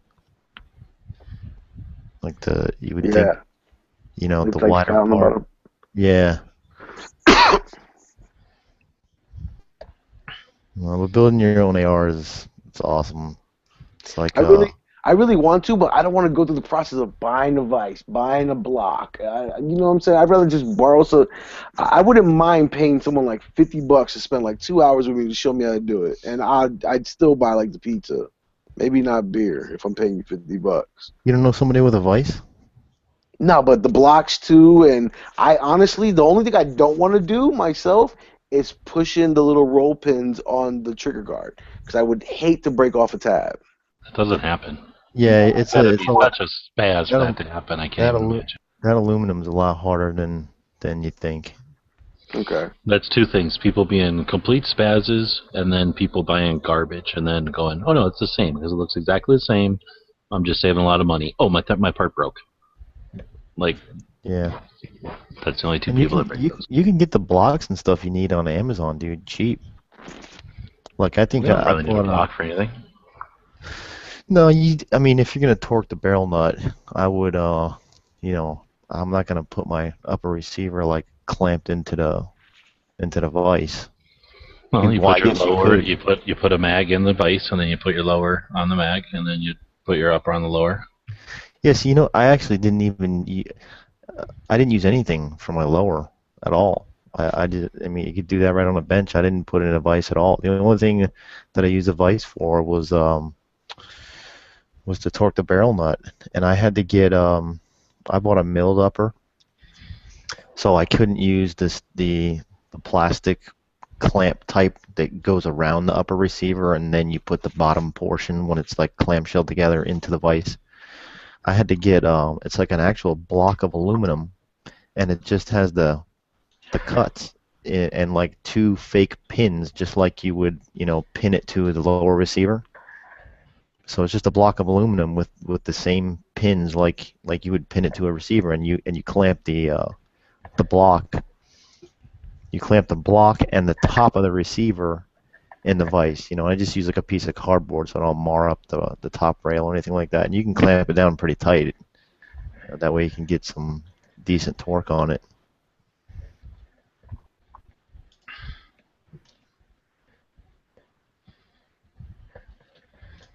But the parts and even the armor, I think the armorer's wrench might cost you $30. I used a Tapco Intrafuse, and then the blocks, the aluminum block that I bought on Amazon was probably $20, and it came with that fake magazine that you clamp in the vise.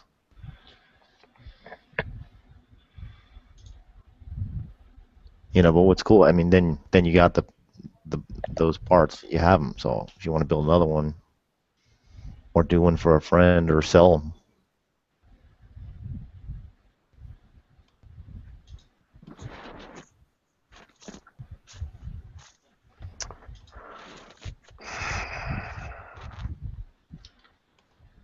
Man, Armsless is too big. I wish the pictures they show on Armsless is way bigger, so I can see what exactly what I'm looking at. Yeah. So you ever With the built? town of, I'm sorry. Go ahead. with a town as big as Phoenix, there isn't anywhere you can rent time on reloading equipment, Chris? Rent time? Yeah, is it What do you mean? possible that there's some place that has a bunch of reloading equipment and they just rent out the time on it? I don't know. I've never even heard of such a thing. If I could find something like that, I'll look it up, but I'll have to ask to see if who knows such about that. If it existed, the only place in the world where it would exist would be in Arizona. Such a thing. Or I Texas. think that could happen. know, Shooting man. range, Maybe. shooting, But Arizona first, for sure. like a pub at a club is what I'm trying to say. That could Maybe- see that happening. Maybe Scottsdale Shooting Club, but I don't know. That's kind No. of a. I mean, it's renting stuff too, but I don't know. The liability and danger net is kind of high. I mean, we're dealing with powders here. Yeah, but if somebody's pulling their own lever, then there's no liability transferred to anybody else. You're I know, just but no, borrowing time. yeah. But what do you call this? Has anybody thought of? I know this may be a little weird, but has anybody thought of? Because you see, you get a lot of flash. When you especially have a short barrel type rifle. You get a lot of flash. Have you ever thought about putting some coloring on that flash, like they would fireworks, for reloading? It's like put some cobalt in there for blue or something like that. Well, I think it was Ballistic was on the other night, and he mentioned something about maybe it wasn't him, but putting a motor like an electric motor on a reloader. That would be badass. Oh yeah, we had that. Yeah. Beaver showed us something like that. Yeah, like hook it up like like an old steam train, like something on like a cam with a little rod. It's called like the pneumatic or something. Yeah. It's an attachment you can buy for them. Oh, they actually do sell them like that? You can buy Yeah. them? Yeah, we were watching a video. You can just go to Dylan's website. Yankee was looking at which one to buy or whatever, so we were on the Dylan website the other night, and there's a video that they just have like this room, like a shit ton of them, just all hooked up to the tables, and then the guys just set them all up and turn them on, and then they just kind of step back and watch them while How much is it one guy around could there? watch like 3 machines or something. Check it out. How much is it? $1,000. $1,000 for the whole set. Yeah. Well, the motor might cost a little more, but the whole deluxe setup that Daniel was telling Yankee to buy was like $1,200. No, I guess that was Beaver telling Yankee to buy was like $1,200. Take a look at the take a look at that video Yeah, I posted right there. I'm watching. This guy's pulling a handle here. Oh, give it some Oh, time. yeah, okay, yeah, I see it. They just let the robot take over after they started them. Yeah, see, that's the way to do it, man. You can start a business with that. Yeah, What do you mean? crack a beer and play on gun channels all night. Yeah, crank a beer, then I'm all done. I'm gonna go to the gun show next week and make a few $100. Just mark up the price of the. It's a bit. So Yeah. each one of those pneumatic ones with the motor is what, like $1,500 maybe? That's what I'm guessing. If you're paying more than that, you're just paying for the name. Mm-hmm. There can't be the $200 for the motor right there. Yeah, tops. But yeah, that's how they probably make them in factories too. Those little bullet machines, bullet robots. No way. I think they have like assembly, like a line or something like that. Nah, if you seriously got like 5 or 6 of those, bro, you're balling. Yeah, you got 5 or 6 of those. You can start a business. I bet you. What do you call this? Freedom Munitions probably does it this way. I can't believe it. Freedom Munitions is selling like 500 rounds for $100. That's awesome.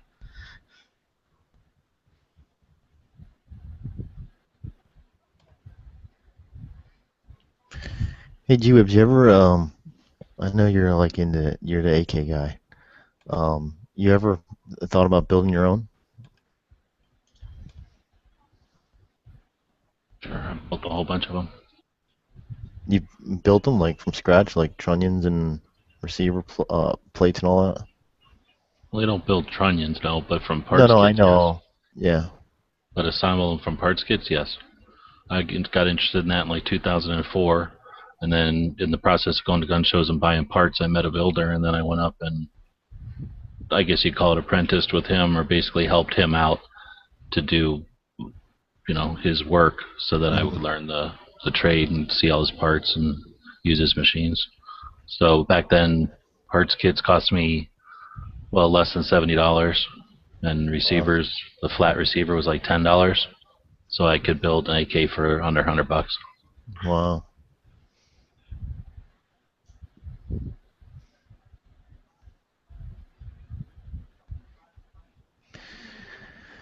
Yeah, that's one I don't have in the collection yet. I do not have an AK. Well, I sold my Mini 14 to get one, so, and it was well worth it. I mean, I had fun with the Mini. Don't get me wrong. felt like the A-team for a little bit, but after the realities of having that gun, owning a gun like that, it's it's not as flexible as an AK would be. Yeah.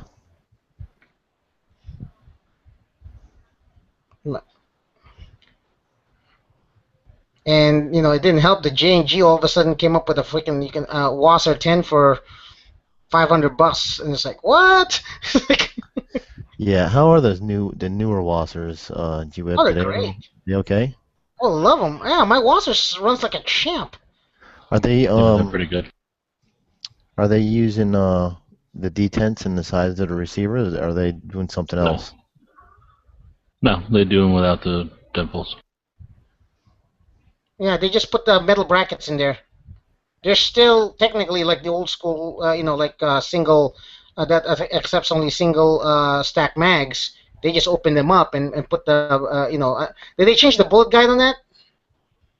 Did they have to make adjustments to the bullet guide or G-Webs? I don't think so. Okay, so so you didn't have to do that. So basically, so you just have to open it up so you can accept regular mags. Double stack mags, and there you go. They just have to. They put. I noticed in there there's like metal reinforcements. Yeah. Some mags will wobble, some mags won't. Yeah. And full mags don't barely ever wobble at all. And it doesn't even matter if it wobbles. It's still runs strong. And I ran with the thing, and the mag wobble doesn't interrupt firing at all. Yeah. I have my Wasser 10 is probably the best rifle I have right now. It's other than my PAP. Yeah, they're cool, and you know what?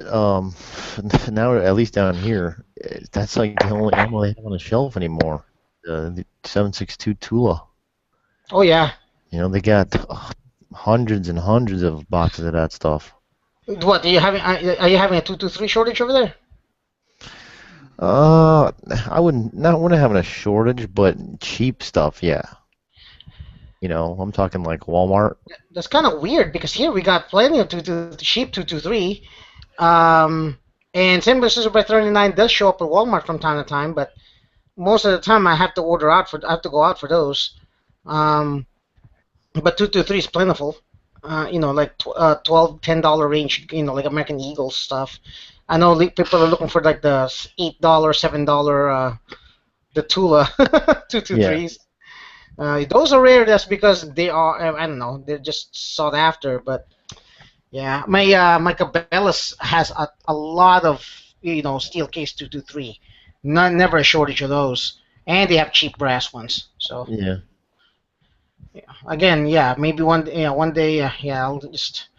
I'll go to an AR once I start reloading some 223s on the side. Yeah, it seems like anything under I mean, we get plenty of stuff over $10, $10, $15, $20 for 20 rounds. It's just I'm not paying that.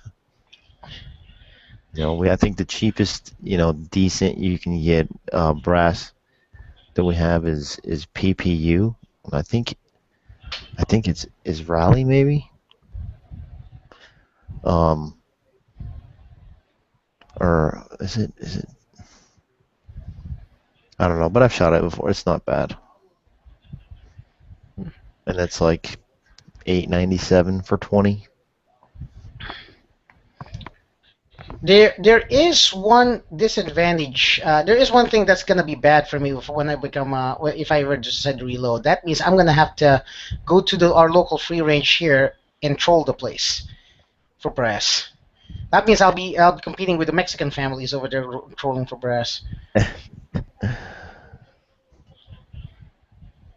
It's funny. One time I was there, I was shooting, and this guy in wearing a shirt and tie and some expensive shoes went out there with a plastic bag in his hand and started like just picking up whatever brass he can find. It's like, yeah, I just got off work. I usually do this, I was like,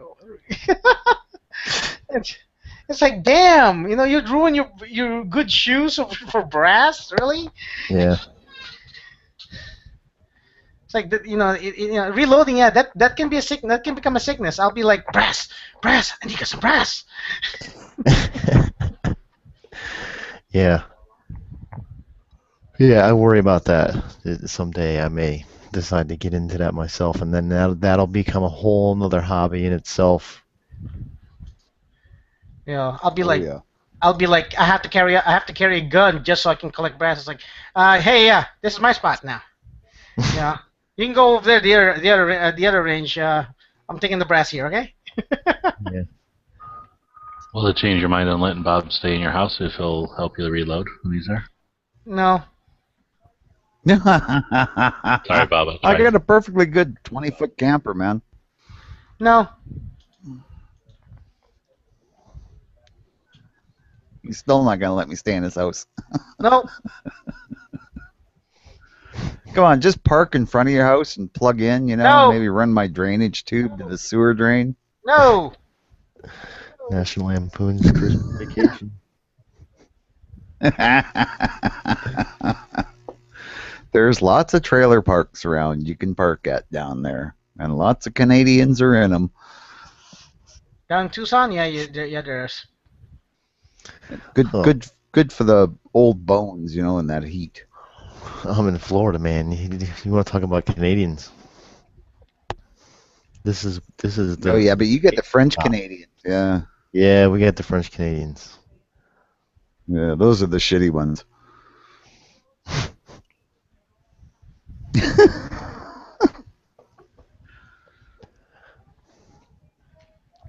But yep. I have relatives in Florida, but they're not actually French Canadians. One of them's French though, but he's not a French Canadian. He's a Frenchman. Yeah. Yeah, just cruise like a cousin-in-law or something. Cruise the beach in the summertime. They're down there, and then you can pick them out because they got like see-through white skin with the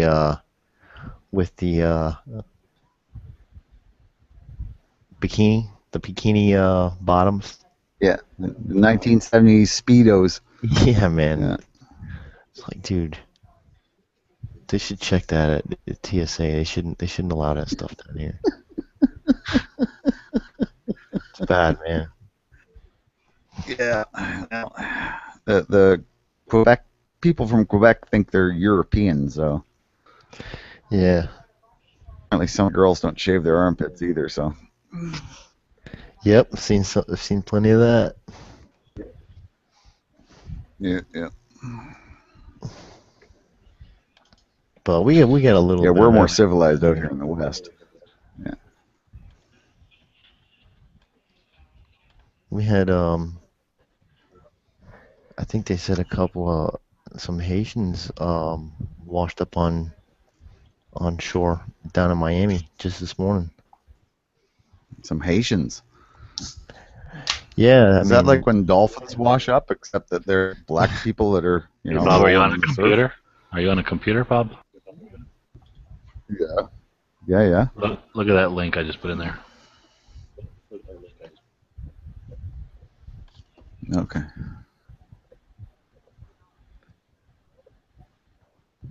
No, they're refugees.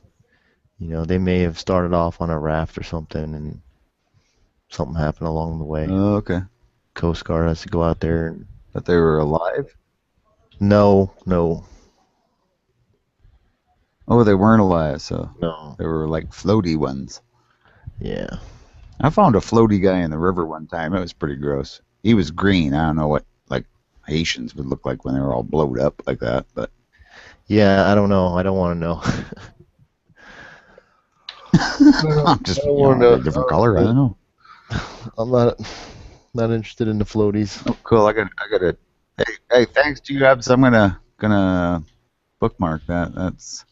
So that's a range that's That out. looks cool. It's out of town, and it's $15 a day to use their hookups, their RV hookups, and you can stay right at the range. Really? $15 a day. Oh, that's too fucking cool. You can And just that's walk out in the decent morning. price too. The only restriction is you got to use the range during business hours, so 7 a.m. to 5 p.m. No, sorry. Yeah, well, that's cool.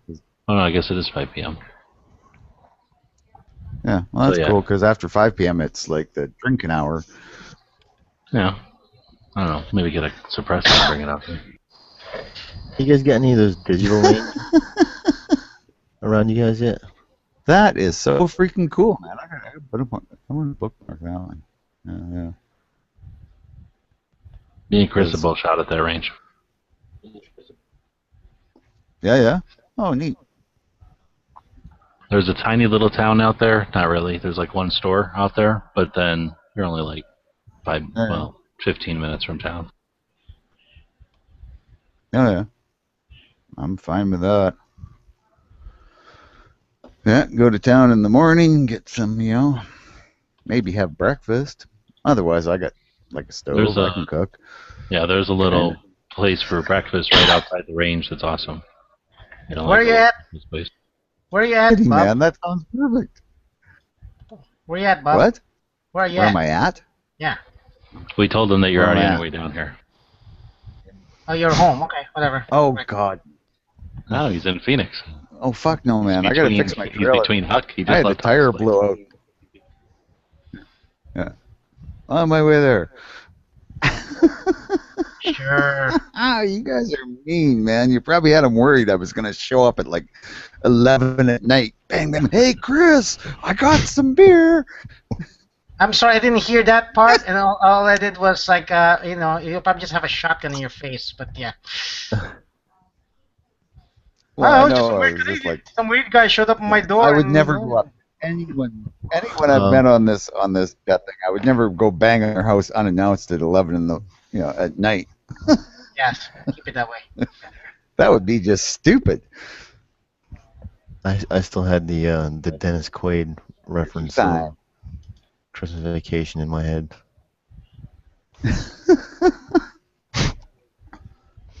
We're here down here, kids. Well, actually, I have to do some repairs to my trailer because I had a tire blowout and it tore the whole back end of the wheel well. That's not good. No, it wasn't good. Yeah, it was also I had my little double shotgun and my Ruger 1022 because they both fit in the same bag. Mm-hmm. My takedown Ruger, and that was like in the back corner of the trailer where I keep it. Going camping so it got all wet. Yeah, didn't bother the stainless Ruger, but yeah, my old double barrel shotgun that had no finish left on it, it got rusty. Yeah, like the next day. Yeah, it was tire will tear it up when they tear up like that. Oh, I mean, it's unreal. Like, I've got the whole, like, what's left of the tire that's on the rim, and then my son ran back down the road like a quarter mile and picked up the tread that had come off and gone wang, wang, wang, wang, wang. My wife actually said, "What's that funny noise?" And I went, "I don't know, but the truck's slowing down." It's like, yeah, when the tire blows up, it tends to slow you down. Yeah. It was like, oh, pull over, eh? And it's like, right as soon as I realized what was happening, it's like, oh crap, I blew a tire. I've had it happen before. I once blew a tire on a full-size van, and the rubber from the tire actually hit the windshield. It flew that far forward. Yeah, I believe it, man. I'm a technician for a car dealer. I see that kind of stuff more often than I'd like to, and usually I'm the one that's got to redo the wiring that's all tore up, taken out. Yeah. Oh, I hate wiring. That's the worst part of owning cars. I can do anything else, but the wiring just fucks me up. I think it's just because I grew up, there wasn't electricity and all that shit. Yeah, that's my favorite part. See, well, I'm the genius when it comes to the wiring. Oh yeah, I hate wiring. Love it. Yeah. I would buy those hot rod easy wire kits if I was building from ground up. Yeah, I never bothered to do it myself. Well, if I did it myself, there'd be like 4 wires. Yeah. going to run the mag. I'm going to run Yeah, the battery into alternator. the starter. Actually, it's a Yeah. generator. It's not even an alternator. Yeah. Oh, the old stuff, yeah, it was My first vehicle was a '55 Dodge half-ton with a 6-cylinder flathead, and it had a generator, 6-volt electrical system. It actually had an optional radio, and it had tubes. You turn it on, it'd take about 10 minutes for those to warm up enough to you could get radio reception. Wow. It was fucking hilarious, man. Hmm. To rebuild that motor from scratch and knew how it worked, and yeah, I drove that truck for a couple of years. Wouldn't go over much over about 70 miles an hour, and then it just start shaking and shimmying. Yeah. But it Well, looked cool. nowadays everything it's all computers talking to each other. I had one the other day. Lightning struck the car, and yeah, the lightning fried the module mounted underneath the passenger seat, and it's pretty much its sole function is to weigh the driver so it can determine how fast it needs to deploy the passenger side airbag, the advanced airbag system. Well, being that that module is tied in and talks to all the rest of the computers in the car, it was sending out a bad signal, and it was pulling down like 3 other computers that are on the network. That's why I hate new cars. You know, and then yeah, and when a customer pulls the car in, they say, "I don't know what happened. I was just driving along and the car shut off." Like, I didn't do it. there wasn't a loud bang or nothing. A big heat stroke of light. Did you feel a little electricity? Nothing like that. No, not at all. You know, because usually you got to make the determination: is it under warranty or is the insurance company paying for it? Yeah. Or is it an act of God? Right. They do that lots. Yeah, that was actually the first car I've worked on that had a problem like that because of lightning. So I didn't really know what lightning damage on a car looked like. I didn't even know what to look for. And when I found it, I still can't believe it. It was like it almost looked like the size of a cigarette burn on the roof of the car. It was literally that small. Like if you took a cigarette and snuffed it out on the roof of a car, that's it. So I mean, you're looking at the whole roof of the car. That's not exactly easy to find. Yeah. And then it actually managed to work its way down and fry that one computer. Oh yeah, because anything on the body of the car is part of the ground of the entire electrical system. Yeah, and yet the car is isolated because it's on rubber tires, so it's not actually grounded. Right.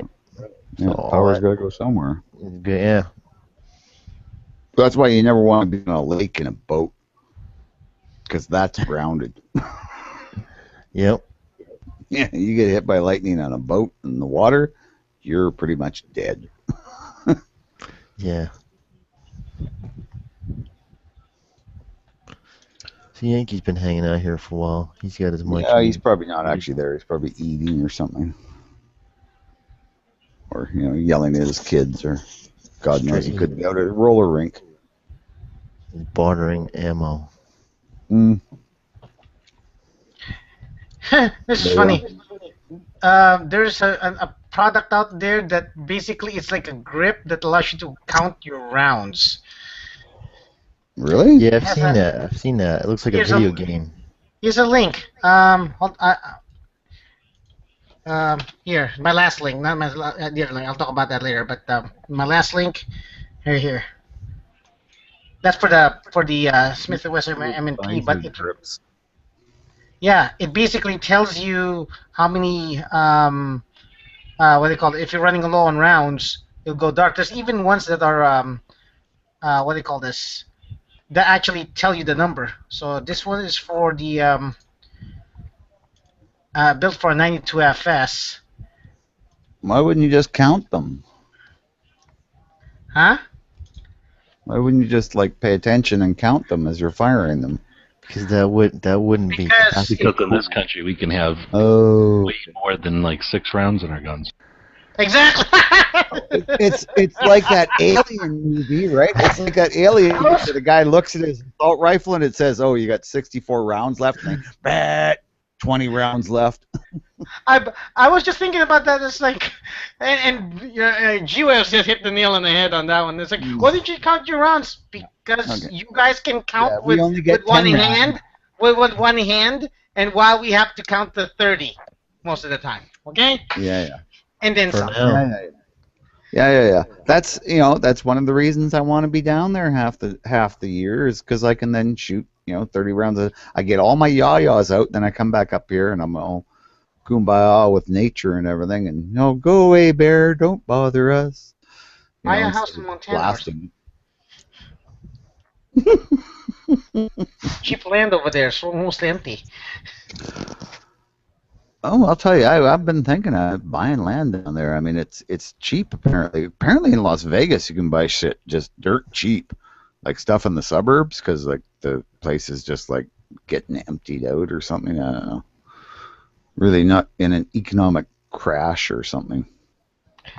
Well, by the way, so after looking at it, I have enough money for all of that. I'm gonna still go to the gun show to see what I can get, but that kit right there looks like it has almost everything except probably for a tumbler that I need. The 50th Lee Precision 50th anniversary kit. Oh yeah. Well, that's a good price, man. $126.99. Yeah, for a press, for a powder powder measure scale. Yeah.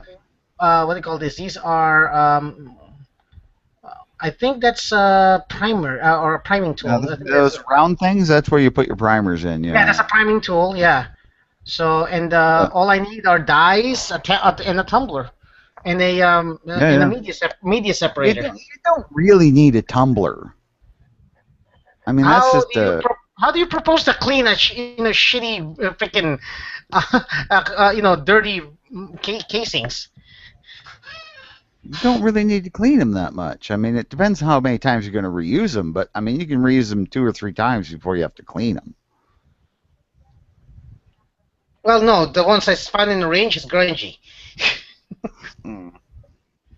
Depends what powder they're using, but yeah, I guess But I've reloaded, shotgun rounds for sure. I reload those all the time, and I just use a block of wood and a nail and a hammer. Well, I don't know. It's just easy, better. Especially it allows you to see the shotgun shells hardly matter because nothing's going to dangerous. No, I mean, I'm not brass. not you saying want to anything. clean it, so we want to clean it so that you can see if there's cracks in it, so that you can't inspect it right if it's not clean. Yeah, you look for imperfection. Yeah, but I was just thinking that would be something you could buy after you got everything else. I mean, buy your tumbler last, right? Well, before you start, get your tumbler. Yeah. I really like that. I really corn or just buy the the nutshell stuff that you put in the tumbler, and then put your brass in gallon baggies, and then just put it in your hubcap and drive to work. That's a good idea, man. That would work. Yeah, that probably would work. I don't know, maybe not at 60 miles an hour. I have to drive more than 60 miles an hour to work because if you get going fast enough, it's just going to stick on one side. And how about your lawnmower? Put it in your lawnmower. I don't have a lawn. Oh yeah, I don't have a lawn either. I have rocks and weeds in my backyard. Well, don't you have a power rake you can just put on a riding tractor and use that to rake your lawn? I wanted to buy a riding motor a couple months ago, and I got overridden because our yard is only like 15 feet by 30 feet. That's a little small for a riding mower. Mine's bigger than that, but I can't have a riding mower because I got hills. How about just hang a 5-gallon bucket from your ceiling fan? There you go. No, that wouldn't work. Ceiling fans are really shitty for doing stuff like that. They don't have a torque. I know. I once tried to do the bag with the cat, and it didn't work. They don't have a lot of torque. I mean, I know I personally have stuck my head in ceiling fans at least a dozen times in my life, so there's a good reason they don't have a lot of torque. Yes, I know, because otherwise they would scalp you or like injure you, but instead they just stop. Yeah, my family, one side of my family is very short. And my grandfather built the house my mom lives in now, and the ceilings were normal height. But because he was very short, he thought that ceiling fans should be where he thought they should be. And I was little over 6 feet tall in high school, so every time I'd come in his house, if I would go to like take my hat off or raise my hand above my eyebrows, my knuckles would get clap, clap, clap, clap, clap, clap, clap in the ceiling fan. You probably weren't feeling it hitting your head, though, right? No, it was right above my head. It was be like an inch above my head. I'm like, these ceiling fans are a little low. I used the rod they came with. I'm like, they come with 3 rods, and you don't have to use the longest one on an 8-foot ceiling. That's true. Especially if it's right over top of your dinner table. Can you imagine that? Because he was 5'7", he thought everyone was 5'7". Well, that makes sense. Isn't everyone 5'7"? I'm not. My mom's side of the family is Greek. They're not very tall. They're Greek and Jewish mix, Greek, Jewish, and German mix, and they're not very tall. There's something, must be fun family reunions, right? Because you got Greeks, they hate Germans, and they hate Jews. And then you got Jews, and they fear the Germans. Well, our Jews are actually, because they always try to cheat you on deals. Our Jews are European Jews, though. They all came from Germany, like in the 30s. Oh, well, yeah. See, that's and they so interbred there. I mean, how else did they get Hitler? So that's why they're here, because they saw the tide of turning and left the country in the 30s. Mm.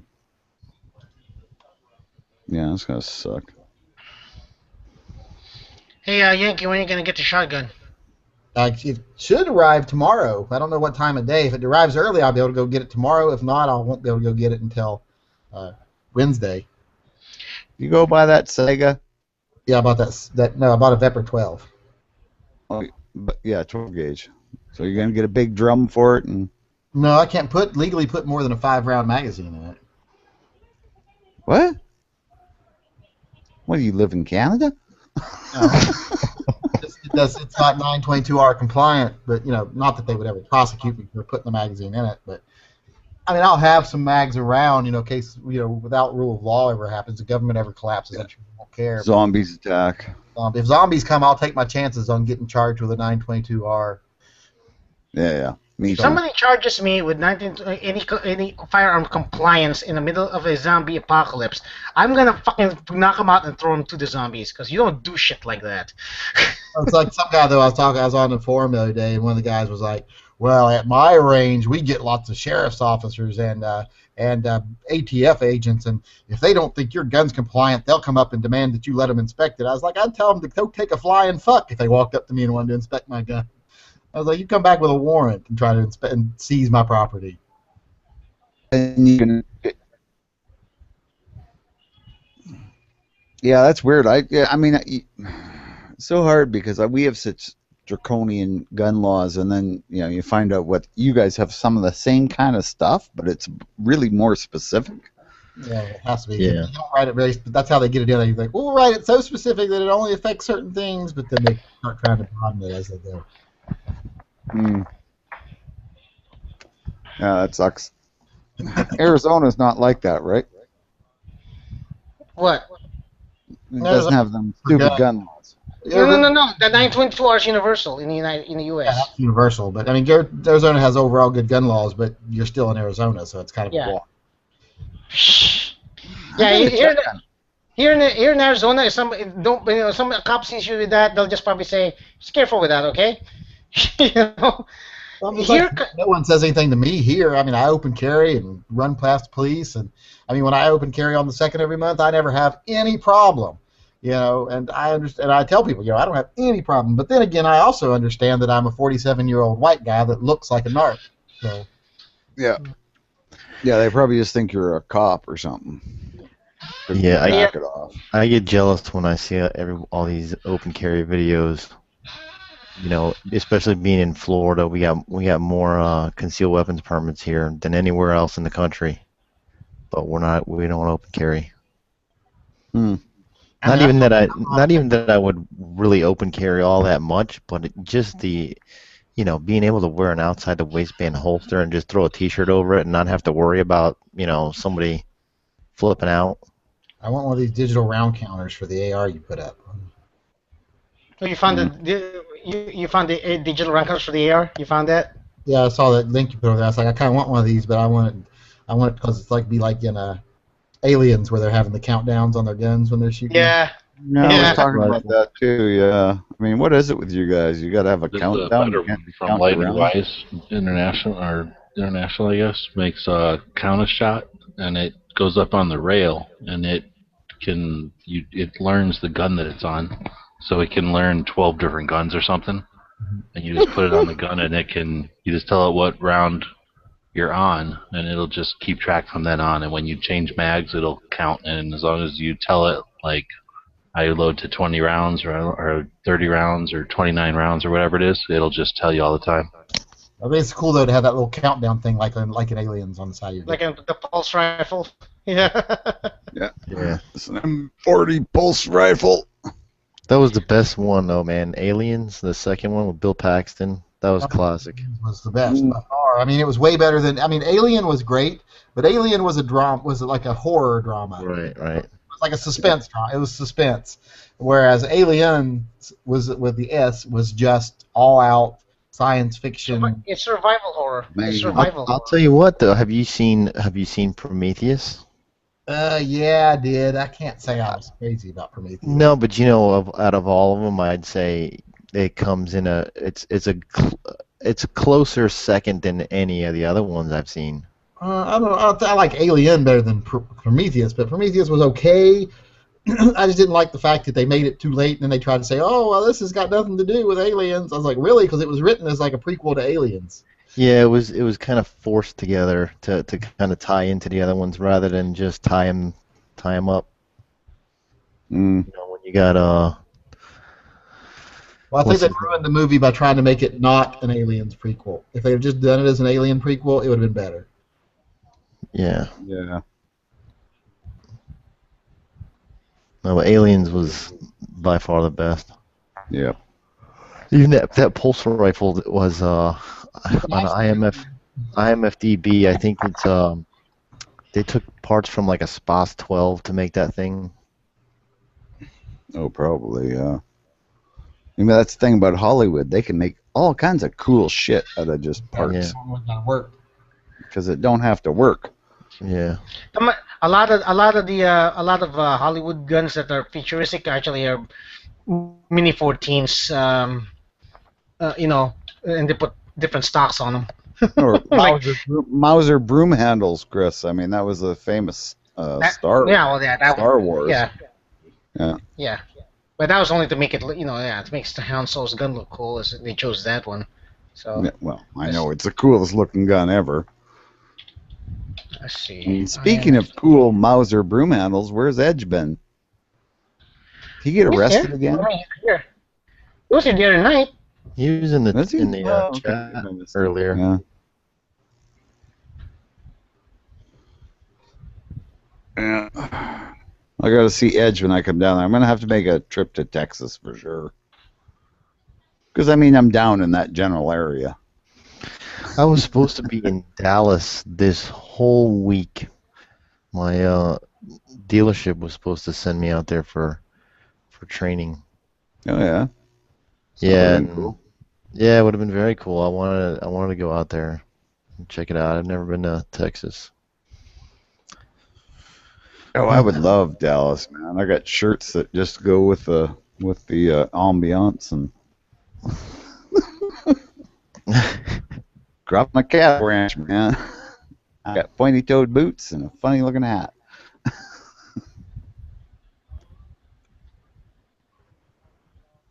Yeah. Yeah, just they were MG42s. They also used MG42s in that gun in that movie, Aliens. Yeah.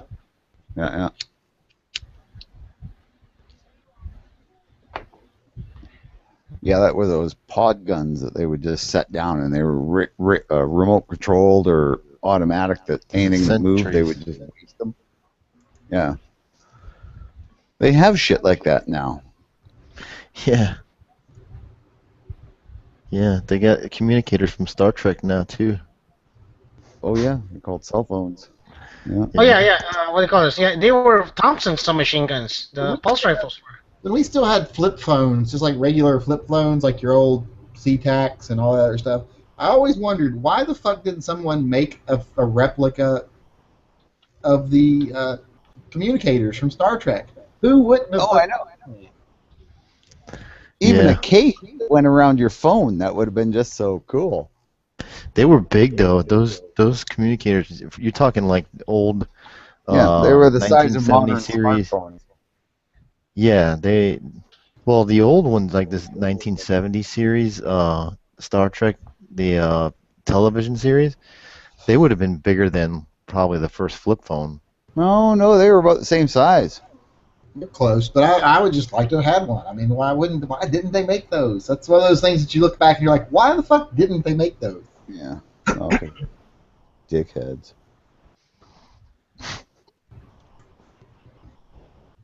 And it's, hindsight. 2020 hindsight.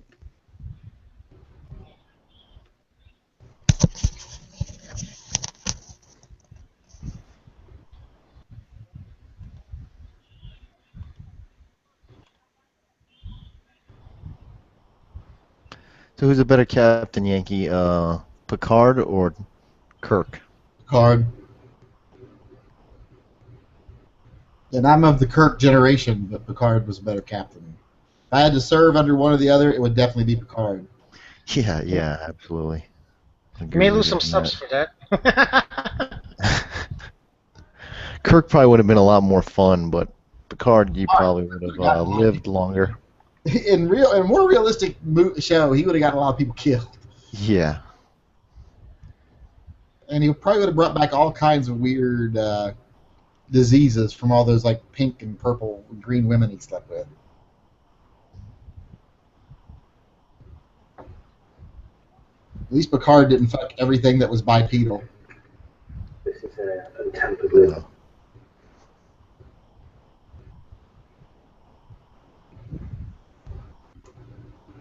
Yeah, I gotta agree with that. Picard was a lot more discriminating than Kirk was. Picard is what do they call this? He's not as impulsive. Although I don't know which man I like better, which actor I like better, Shatner or Stewart, because I have a great deal of respect for both of them as people, but I like Picard better. Yeah, I like Shatner better just because he's Canadian, and that means Yeah, he's cool. he's a Twitter bug, man. If you follow Shatner on Twitter, he's got posts up there every 15 minutes, 24/7. He's crazy as fuck. I'm sure his assistant does a lot of them, but he's crazy as fuck. Oh yeah, he's nuts. I met him at a sci-fi Comic-Con. I like him because he's a fellow atheist too. I didn't know that. Well, good for him, then. He's a hardcore atheist. Oh, great. I was last one of his shows. I was watching that On the Couch with William Shatner or whatever it's called. That show he had where he sits and talks. That little talk show he had, which was awesome, by the way. If you've never seen that show, you should see it. It's awesome. But he's talking to one of them, and he's like, "Are you ever afraid of dying?" And she's like, "Well, she gives this answer like about, well, I like to think that when we die." He's like, "Oh," he said, "I'm terrified because I know once we're dead, that's it. There's no afterlife, so I don't want to die." Yeah. Oh, at this point, he's just aiming for, at the very least, he's going to get his head frozen. Only thing I don't like is I love him and I love George Takei, and I hate the fact that the two of them don't get along. Yeah, well, Shatner's a little old-fashioned. Takei, and I don't think it's anything to do with Takei being gay. I just think it's that they rubbed each other the wrong way on the set and just as people.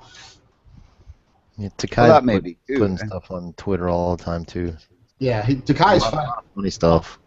The funniest thing I ever saw, I was watching this, and this was back before I even knew Takei was gay. And I'm watching this show about alien abductions. And George Takei is hosting it. And I wish I could find this. But it's George Takei hosting this show about alien abductions, and they have this hillbilly, and he's talking about how he got abducted, and they took him up to this spaceship, and then they pushed them into a dark room where they couldn't see anything, and they herded them into like a little stall, and there was someone bent over in front of them, and they forced them to mate with the person in front of them, and it was dark and they couldn't see anything. As he's telling that story, he's like, "Oh, they forced us into them, and we had to mate with the person in front of us, and then it was so dark we couldn't see nothing." And they cut back to Kai, who's the host, who's going to cut to the commercial, and the first thing out of Kai's mouth after that guy says that and goes, "Oh, so that was you, was it?" Oh my! Like, that is the most flamboyant thing I've ever seen anyone say on television, and that was kind of funny. Yeah.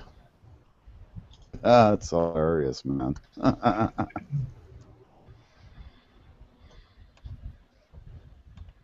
But yeah, I see him on Facebook a lot.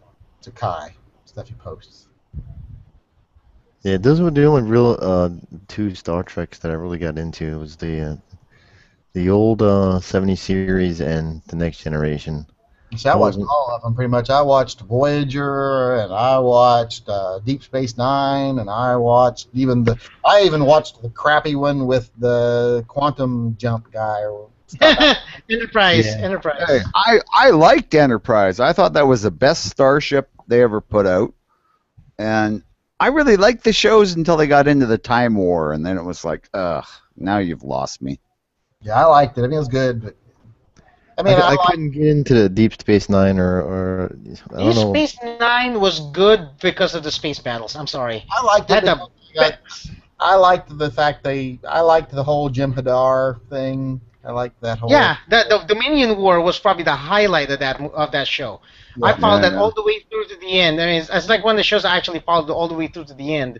Oh. But the Dominion War was like the highlight. They used a lot of budget on that one. The only thing is they probably couldn't afford this because I saw a lot of starships get one kill hit on them. It's like apparently they don't use shields anymore. No. So. But but the one that I liked even better than like Deep Space Nine and everything is I was the hugest Babylon 5 fan. Oh, I love Babylon 5. Babylon 5 was like I was like hooked on Babylon 5. That was one of those shows that like I got to be home and watch Babylon 5, and that was before TiVo and DVR, so it was like I have to be. I mean, I remember many times. You didn't have VHS? You didn't have VHS? Oh, Yeah, you got to program that VCR, man. Yeah, VHS Plus, man. Come on now. VCR Plus, sorry. It was just easier for me to be home. Yeah. But Babylon 5 was like very early CGI. It was actually good. I mean, that way they were able to make these really big space battles, and that's another thing. I love my space battles. So I don't think I've gotten into another sci-fi show as much as that since Battlestar Galactica. That was the last real big sci-fi show I got into. Yeah, there hasn't been any really good ones lately, have there? No, I mean I love Game of Thrones. I love Walking Dead. I was even okay with True Blood for a while until it got really crappy towards the last season or two. Fairies. Even though it was crappy. But nothing since Battlestar Galactica sci-fi wise has really turned my crank. Yeah, Well, I've tried to get into the Skies. Doctor Who. I can take it or leave it. I can watch it if it's on. But as far as getting like to where I got to see the next episode, just never happened. Doctor Who's too convoluted. I mean, the thing is, they keep changing doctors every few seasons. That's the way it always was. I mean, I started off as a Tom Baker guy. I mean, when I was a kid, Doctor Who was Tom Baker. But it changed, and boy, I remember not liking it when Tom Baker changed into what's his face, the blonde guy. But I lived with it. But to me, Doctor Who will always be Tom Baker with K9 and Leela. And Oh yeah, no, I actually like the old guy who was on the first. the one, which old guy? There's two really old ones. One was right before Tom Baker, and the one guy was like. Well, I first started watching it. You could order the 8mm tapes and the record out of comic When you books. first started watching it, you watched it on radio. Well, there were radio shows, you but watch no, radio? With a glass of actually- Ovaltine.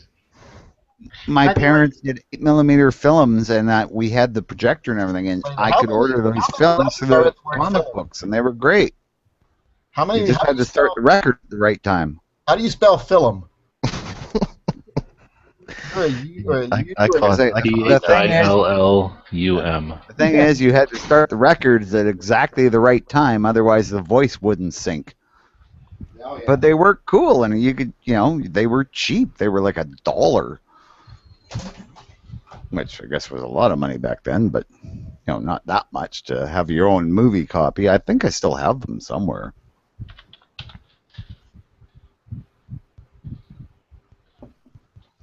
But yeah, that was the Doctor Who I first knew. He was like, I think he was the original Doctor.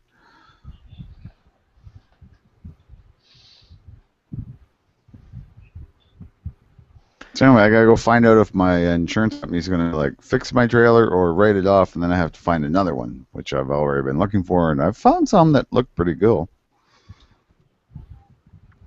Found some that are way nicer than mine for just like $400 or $500 more.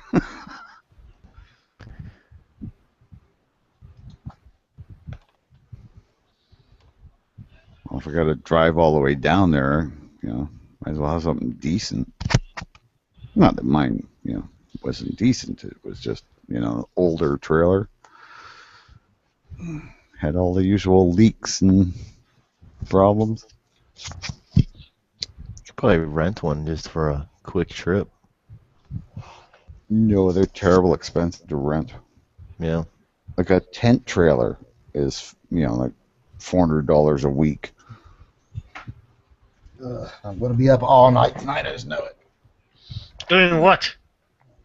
Huh? Oh, something dirty, probably. No, I'm just going to be up because I didn't get any sleep last night. I slept like 3 hours, and then at about 3:30 this afternoon, I'm like, I'm going to lay down for a few minutes. And then I roll. It's like 7:45, and I'm like, crap.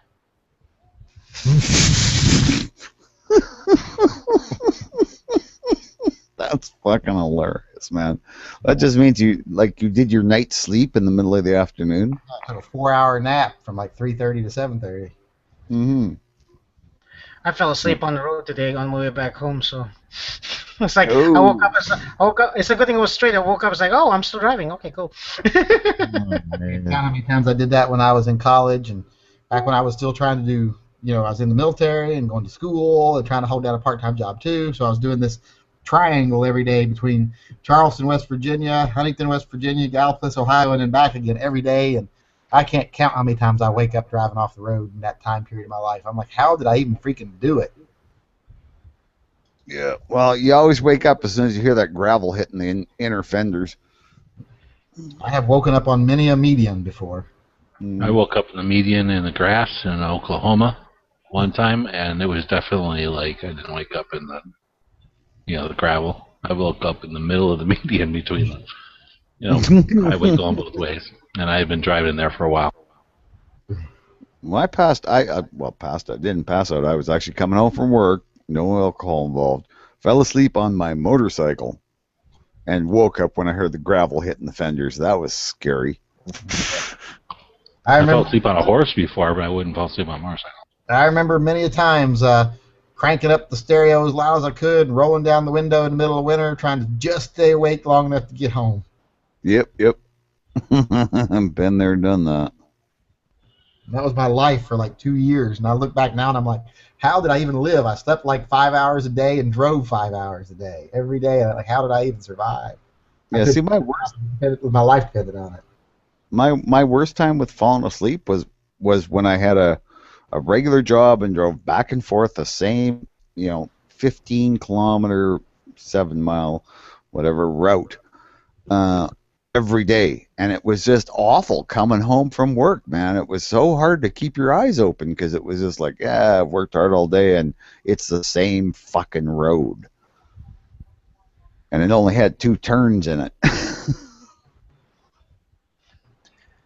Yeah, Florida's like that too. They actually curved the road purposely because not only are the roads very straight, but the state is very flat. Our biggest hill is the dump. Yeah. Well, we have the same thing here.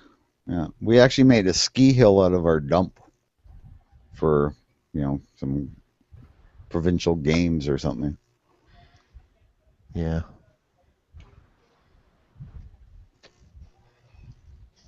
Yeah, most of our ski resorts here are on top of gullies. You know, they'll have a big gully that goes down like 700 feet. You know, and it's kind of rent in the land, and that's and in the winter that's a ski hill. Except it goes down instead of going. You know, it makes our skiers really susceptible to high altitude problems. Yeah, what is the altitude way up there? It's I think about 400 feet above sea level. Yeah. And it's just fucking flat. Yeah, so I'm at like probably 10 to 20 here. Yeah, well, that's why I don't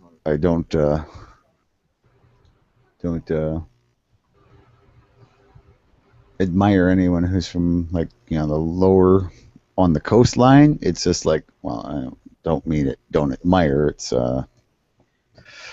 anyway, same kind of thing. Because you're going to be fucked when the sea goes like really high and tidal waves and all that shit that's going to happen. Plus the sea level's rising.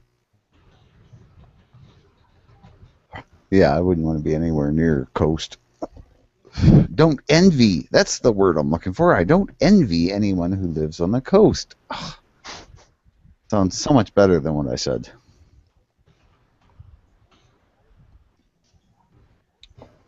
Yeah, it's just, holy crap, man. The only thing I have to worry about is that super volcano in, you know, Jasper, is it? Your national park that's built on a super volcano.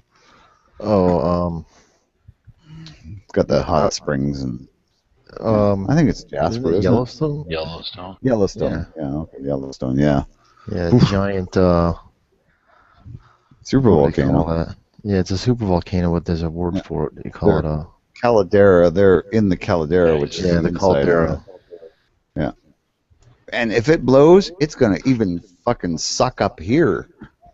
And I'm like, yeah, you know, I saw I already heard it does suck up there. No, it doesn't. It's just fucking cold. We've got stupid gun laws.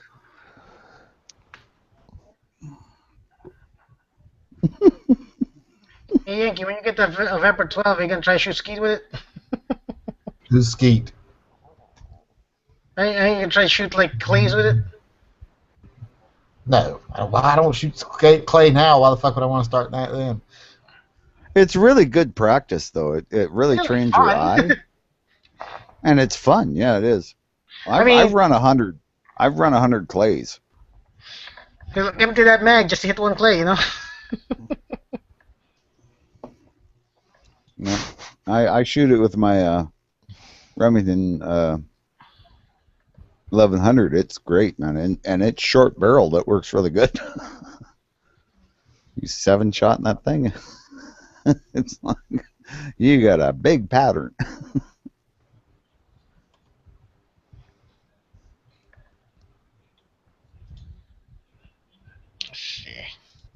Yeah, I'd like to see Yankee try shoot clays with that thing. That'd be funny. Have your son throw it with you with those, those disc throwers. Yeah, they got the hand throwers, and even a regular thrower is cheap. The regular throwers I've seen are like, the cheap ones. You need a tire, or you need to bury it in the ground to get it to work. There are other ones that are like a little bit better, but those are a little hefty to drag around. Yeah. Well, my brother had one. You just step into the ground. It had spikes on it, and you'd step it in the ground. It'd launch 2 at a time, and it was just a big spring, and an arm. But yeah, it was a hoot, man, because those clays are cheap. Buy a box of clay, like 500 clays, and one of those throwers for probably less than $100.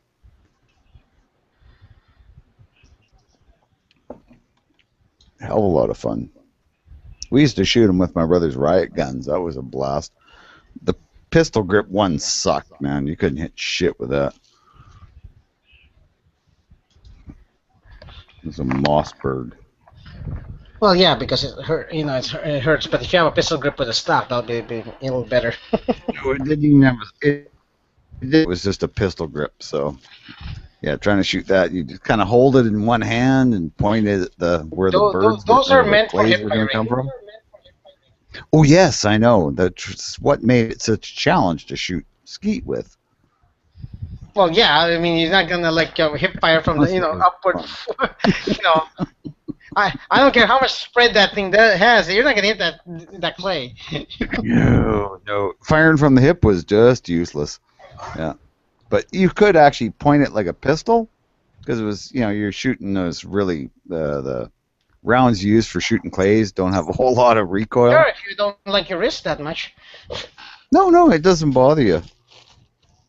Like, I mean, you got to remember these are not full out buckshot rounds. These are target rounds, so they don't have a whole lot of recoil. Shoot enough of them, it'll still hurt. Oh, if you shot enough of them, but I mean, the whole point is you wouldn't do it more than 4 or 5 times with that thing, and exactly. Like, okay, I can't hit shit, and that's like it's a 4 or 5 times. pistol. Yeah, 4 or 5 times, and that's the end of your range day. Oh no, that'd be the end of your shooting that gun, and then you just pick up your other one and use it. You never just take one gun to the range. I mean, do you? Depends. Well, what I'm supposed to be, what I'm doing there. If I'm just if I'm zeroing my AK, I'm just gonna bring my AK. Oh, because I always, no matter what, when I go to the range, I always take 3 or 4 guns, just because maybe one's not working right that day or something. But how many rounds do you shoot out of each one of those guns, though? That I take to the range? Yeah. The primary one I'm going to shoot, I might shoot 100 rounds. The other ones, if I just get bored with shooting the one, and I'll go shoot another, maybe 20, 40. Depends. I'm only at the range for like is that like whole day, like 30 minutes, like sorry, 30 minutes. Oh no, I'll spend 2 or 3 hours at the range though. Okay. Yeah. I do that too, but when I'm 2 or 3 hours at the range, especially with a long drive, I can't. Yeah. I take maybe 2 or 3 guns, but that's about it. I don't really. The biggest thing that that bugs me is, man, I gotta clean these up now. So I know that's what I was gonna say. Yeah. That's the worst thing, is having to clean all the fucking. I usually, before I go, I'm standing in front of my safe and I'm going, all right, how many guns do I want to clean later? Not what do I want to shoot. It's how late do I feel like staying up tonight. See, I look at it differently. I get to say, which guns do I want to clean later? Do I get to clean later? I like cleaning my guns. Yeah, no, don't get me wrong. I like it, but I'm meticulous, and I'll spend anywhere from 45 minutes to an hour and 20 minutes on one. Mm. See, I'm not like that. I'm just like swab the barrels, get a spray of lube into the actions, and it's okay, everything's good. Back in the safe. I want it. When I'm done cleaning it, it's like when I bought it. Oh, you see, that's OCD. That's Yankees. Yeah, I'm kind of like, you know what? It's a tool. I'm gonna use it. It's gonna get dirty. It's gonna get banged up. Oh well. Well, I have some that I don't pay that close attention to. But maybe that may just be one of my Berettas that I'll take. Okay. Got 3 92s, and 2 of them are kind of my babies, and one of them, it's like more of a truck gun. And I'm still very meticulous with it, but I don't spend an hour on that one. Mm. Well, it's and I must say, I mean, I have one gun that I actually pay particular attention to, cleaning and stuff like that, and that's the one I inherited from my dad, and because it's a Remington semi-automatic, it's fucking got more goddamn parts, so it's a pain in the ass to clean. So I don't tend to shoot that a lot, because I always, that's the one thing, is because it was my dad's gun. It, I have to clean it, meticulously and keep everything in, exacting working order. Yeah. And some of them, I feel like you got to spend an hour there. I got a like a CZ 75. If you're not working on that thing with a cotton swab and a pick and going in, I feel like I feel like I'm doing it an injustice. It's dirty. Mm-hmm. There's so many Well, little pieces to that yeah, mechanism in there, the trigger group and all that. that's one of the reasons I don't shoot my SVT-40 very much, because it's fucking picky. Well, And I it's got got to so many parts. Java's customer service today, so we'll see Yeah. how it goes. I have a question here. Can you use a sonic cleaner to clean a gun? Yeah, a lot of gunsmiths Yeah, use why not? Just use the right solvent. So use solvent. Not, of course, yeah. Use a solvent in place of water. Yeah, don't use And, water. Because well, definitely, yeah, I'm not gonna use water. But I mean, even like a mild soap detergent in water, don't use it. It'll rust. oh no. I know. But how about alcohol? You got alcohol to waste? I don't know if I'd use alcohol because you're talking like isopropyl rubbing alcohol. Most of that is water. Really? Yeah, I would use like something. They have gun cleaning Solvent. solvent for Like turpentine or something, gasoline, right? yeah, maybe even Alcohol, like like you said, is diesel fuel for might drinking work. and doing stuff with, so it's 50% water. So anything that's okay. So basically, you can get a good cheap solvent and that'll take care of it. Okay. No, what? You're asking, but yeah, I've heard of people using oils and silicone-based stuff.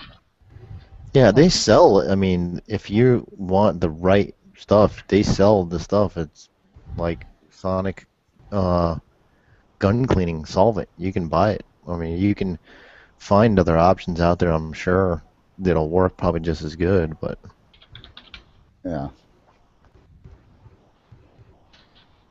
You can probably use like graphite and stuff too. Hornady sells them for like $60 a bottle.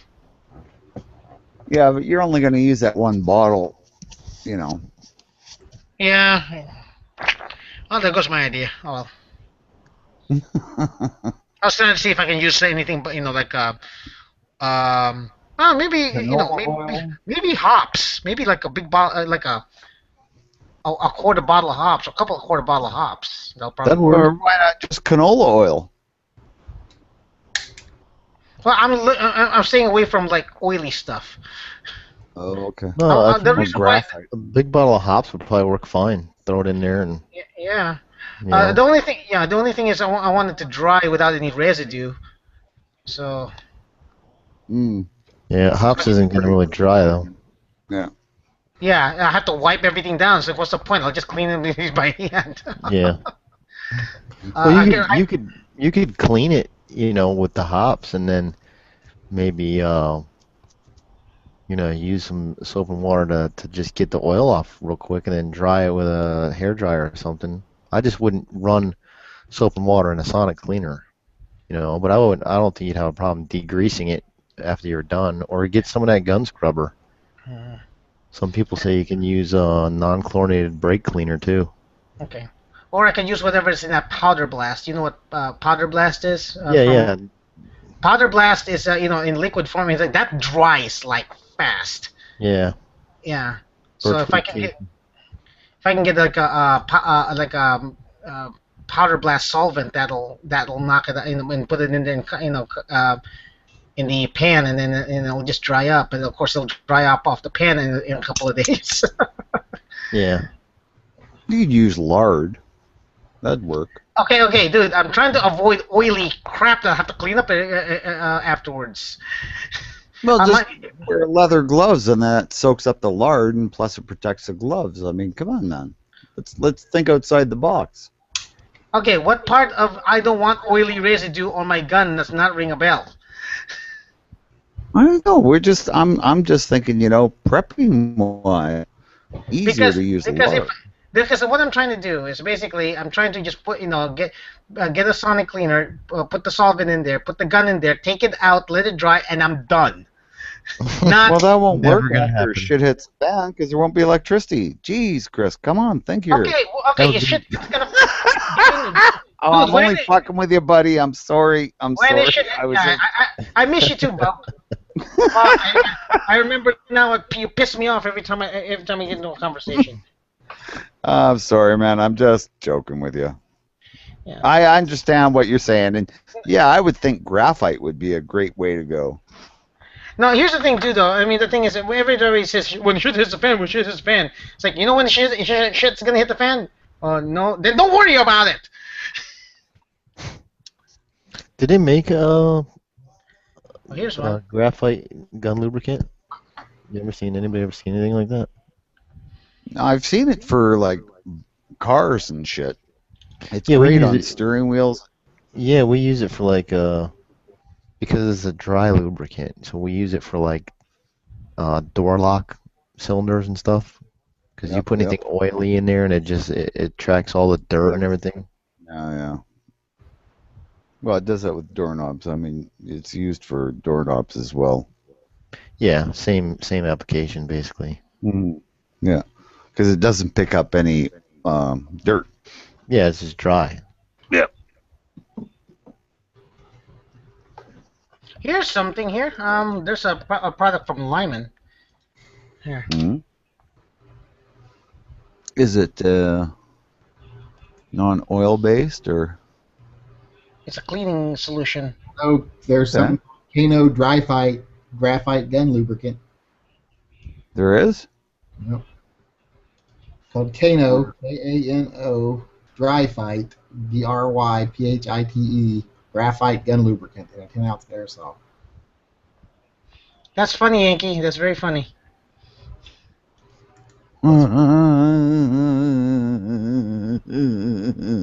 Yankee, you're such an ass. Funny one, though. First, I thought you all were talking about the gun lubricant I was just talking about. Then I remembered I had typed something in the chat earlier. Yeah, okay. Finality comes in early in your family, I take it?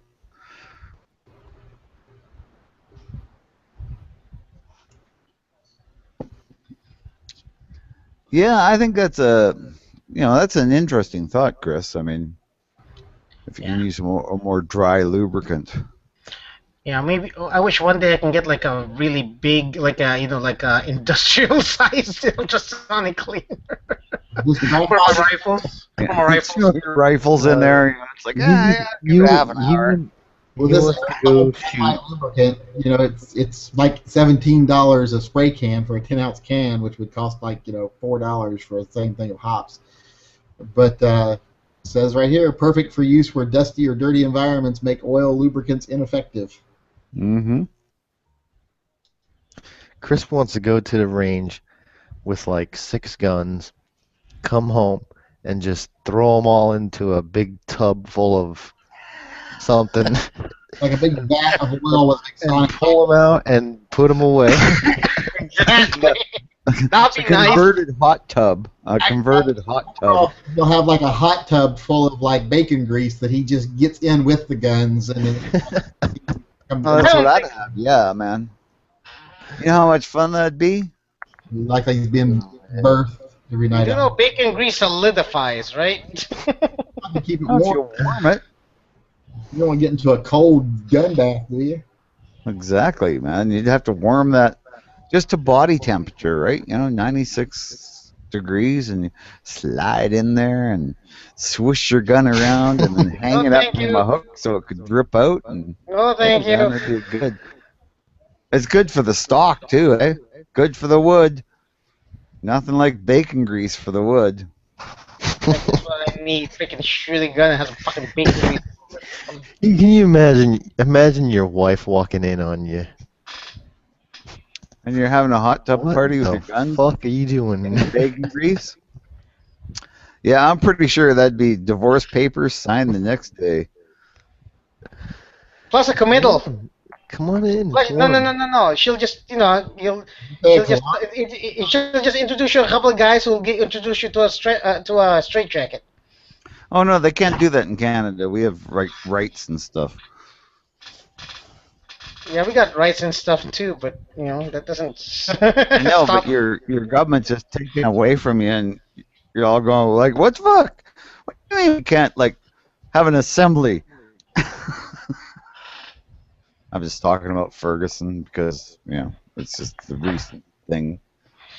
Where is this carrier? It's just a bunch of gun happy cops, basically.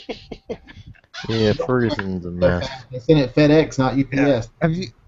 Have you heard that the police officers had more money given to him for his defense than the black kid who got shot? You know, money, whatever is, you know, for funeral and shit like that. Or his defense, you know. Pretty sad. I had to order another holster today because I didn't know when I'm going to get my screws for my Chiappa.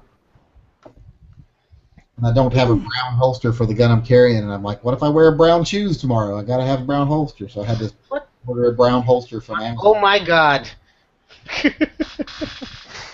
Yeah, you're a strange man, Yankee. That sounds like a 1%er. Yep. No, he does, but I don't think he really is. I think he's just like... We're barely top 10%. No, that's not bad. That's kind of like most of Canada. I carry my cowboy gun in the freaking Uncle Mike's, okay? As bad as that sounds, but still. We used to be a lot closer to the top 5% than we are nowadays, back when we both had 2 good incomes and we didn't have any kids. And I'll tell you. Yeah, kids will just fucking kill you. We used to make, I think the most $250,000 for their education. And I'd say this not in a bragging way, but I say this in a way that makes me want to go slit my wrists, is the most we ever made together in a year was $345,000. And didn't have any kids. And I say this because now we don't make even half that. We have 2 kids, and we have nothing to show for the times that we made that. Oh, yeah. It's easy to spend money.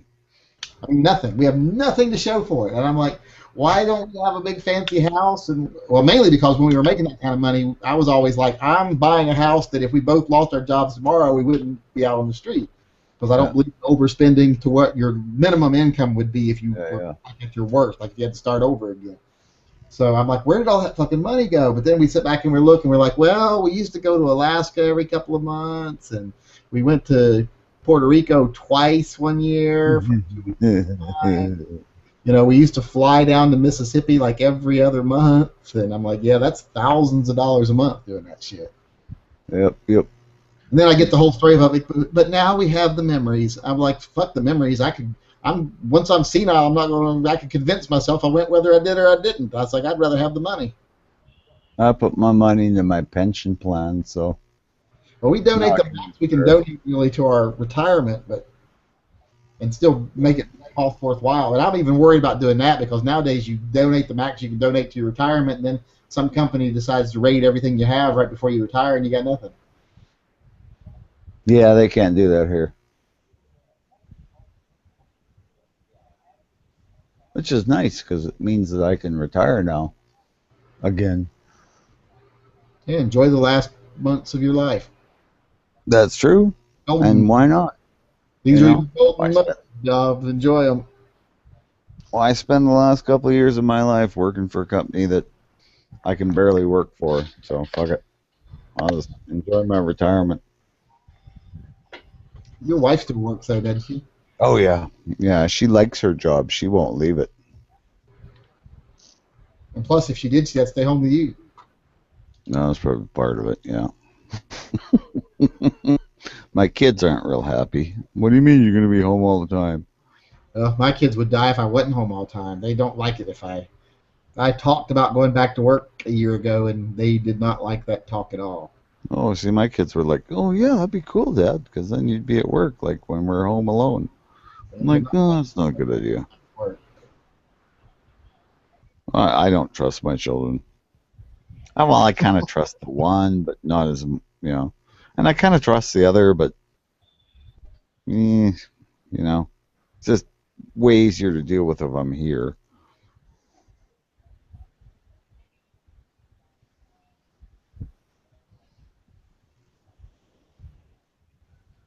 Plus, now I can clean all my guns. I'm looking back at some of our TurboTax crap, and I'm like, yeah, we made $300 and something thousand that year, but you should see the amount of fucking taxes we paid. Well, yeah, that's that. God has a lot of taxes. Yeah, I don't have a problem with that. I really don't.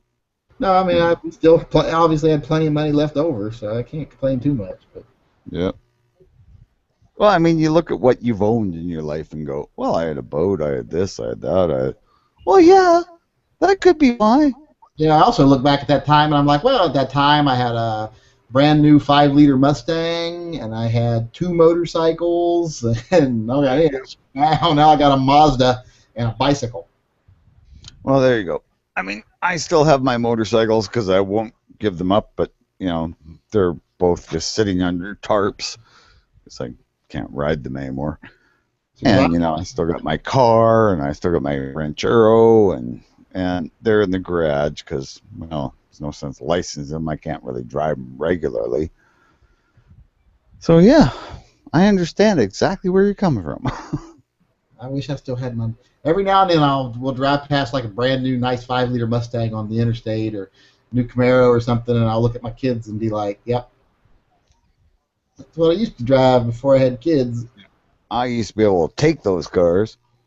Now, when you say 5-liter Mustang, are you talking about the old ones? No, Like you used to have, or the new ones? I bought a brand new one in 2009. Oh, so that was after the Fox bodies and everything. Oh, yeah, it was, I like I love that car. The car was awesome. I like the Fox bodies. Although, Cool. I have to say, though, I got rid of it when we first adopted our first child because I needed a 4-door car because I tried to put his car seat in the back and his head hit the ceiling when he couldn't put his car seat in the back seat. So I'm like, got to get rid of this. And got rid of it and got a Mazda. And I will have to say that there's I live on the Columbia Gorge. And there's a windy road out behind me that goes down to Highway 14 that runs along the Columbia Gorge. And it goes downhill, and it's like a big, windy, like serpentine road that goes down the hill to the gorge. So it's a wonderful road for motorcycles. Oh, yeah, I love it on my motorcycle. But in my Mustang, if I hit 50 miles an hour or 45 or 50 miles an hour on that road, I was always a question of which part of the car was going to get there first, the back end or the front end. But in that Mazda, the very first day I drove it home to test drive it, because they're like, take it home, see if you like it for a day. I took it home. I come down that road, and I'm doing 65 miles an hour, and I'm like, before I even realize it, I'm like, wow, I'm doing 65 down this road, and it feels like I am glued to it. Where in my Mustang, it started feeling squirrely at like 45. Yeah. Yeah. I drove a lot better than the Mustang did, but the Mustang was still more fun because the Mazda doesn't go at red lights like the Mustang did. And it doesn't take off as fast from the red lights. Actually, or not as impressively. It takes off faster, it just doesn't make as much noise or smoke doing it. Yeah. Well, it's front-wheel drive, right? Mustang, I will have to say, the one thing about the Mustang, it rains a lot here, and the roads are often damp or slightly oily here. It was impossible to take off from a dead stop without squealing the tires in that thing, pretty much. Yeah. Nope. I like the new ones. I drove a 2014 the other day, and those things scream. They are fast. Oh yeah, they're nice. I like them. I mean, they're faster than the 4.6s were, faster than the old 5.0s were. I mean, I'm talking stock for stock. Oh yeah, they're awesome cars. I mean, Ford got those right now. Yeah, they're on, and I I was in a 2012 CTSV today, and it didn't do nothing for me. The Mustang would have tore the doors off that thing. Yeah, I still want although I do like the new Challengers. I like them a lot. I would take one. There's one I keep seeing downtown. It's like the exact color scheme I would buy. It's the blacked out aluminum mags, the spindle mags, with bright red brake calipers, and the white pearlescent white body. And I'm like, oh, that would be my car right there if I had to choose one. Yeah, They're not that good a car, though. No, they're not that good a car. They're basically a 20-year-old BMW See, I like the Chargers and the Challengers both, and neither one of them, if you were doing your top 20 quality cars available today, neither one of them would come close to making the list. But I still want. Yeah, I mean they're kind of cool. They're the kind of They look very cool. You kind of have to buy a Challenger or a Charger knowing I'm going to drive it 2 years and then trade it in before it falls apart. Yeah. Typical Dodge. Yeah. No. I got one of their trucks. I got an 05 quad cab, 3/4 ton, and that thing is just fucking bulletproof. Yeah. Yeah, trucks are a little different than their cars, and their vans. Their vans are decent, but their transmissions go out at like 50,000 miles. Yeah. And if you got the earlier one with a Japanese motor, it sucked. Yeah. So I want one of them. We're probably about to buy a van. Much as I hate to have to buy a van, but yeah, one now because the kids are starting to want to drag their friends with us everywhere we go. We have to take 2 cars all the time to go skating. Yeah. Oh, my kids want to drag their friends camping, and it's like, now we're gonna have to look after another couple of teenagers. Damn. All my son's friends are kind of cool. I don't mind them being around because, as he informed me the other day, they are all terrified of me. Have they seen your videos? Some of them have, but they're still scared of me in person, and I was like, I don't understand that. But according to him, to 16-year-olds, I am an intimidating presence. Because they don't quite know when I'm serious, and he says you always look slightly crazy. I can kind of see that because, like, when your eyes have your eyes have too much white in them, right? And so it always looks like you're just like a spun out. That just might be something you should maybe go ask your eye doctor about. Yeah, one of his friends, Jackson, he says he's never sure if I'm joking or if I'm crazy. That's exactly where you want them. Yep. Yeah, well, you said earlier you were taller than 6 foot. I didn't pick up on that from your videos, and hell, I'm not now. Now I'm right at 6 feet. I lost like 3/4 of an inch in the last 15 years, I think. And the He's been dieting. It's normal. I'm like, yeah, I'm collapsing in on myself. Right now, everybody in my videos thinks I'm like 5'9", but it's like I met Tack Daddy in Las Vegas, and he was like, "Fuck." He's like, "You're bigger than Spectre." I was like, "Yeah." He's like, "I thought you'd be smaller than Spectre." I'm like, at the time I was 6 feet tall and 240 pounds. I'm not tiny. yeah. I was saying earlier, I'm like probably 10 miles south of Tack Daddy, or at least the gun range that he goes to all the time. Oh, all right. Yeah. The tactical midget. Yeah, he doesn't look like a very big guy. He's little. He's tiny. He came on something the other day and he said something, I forget what he said about being a Kung Fu master. He said he's Hung something Kung Fu master. I said more like K. Ebler Elf than.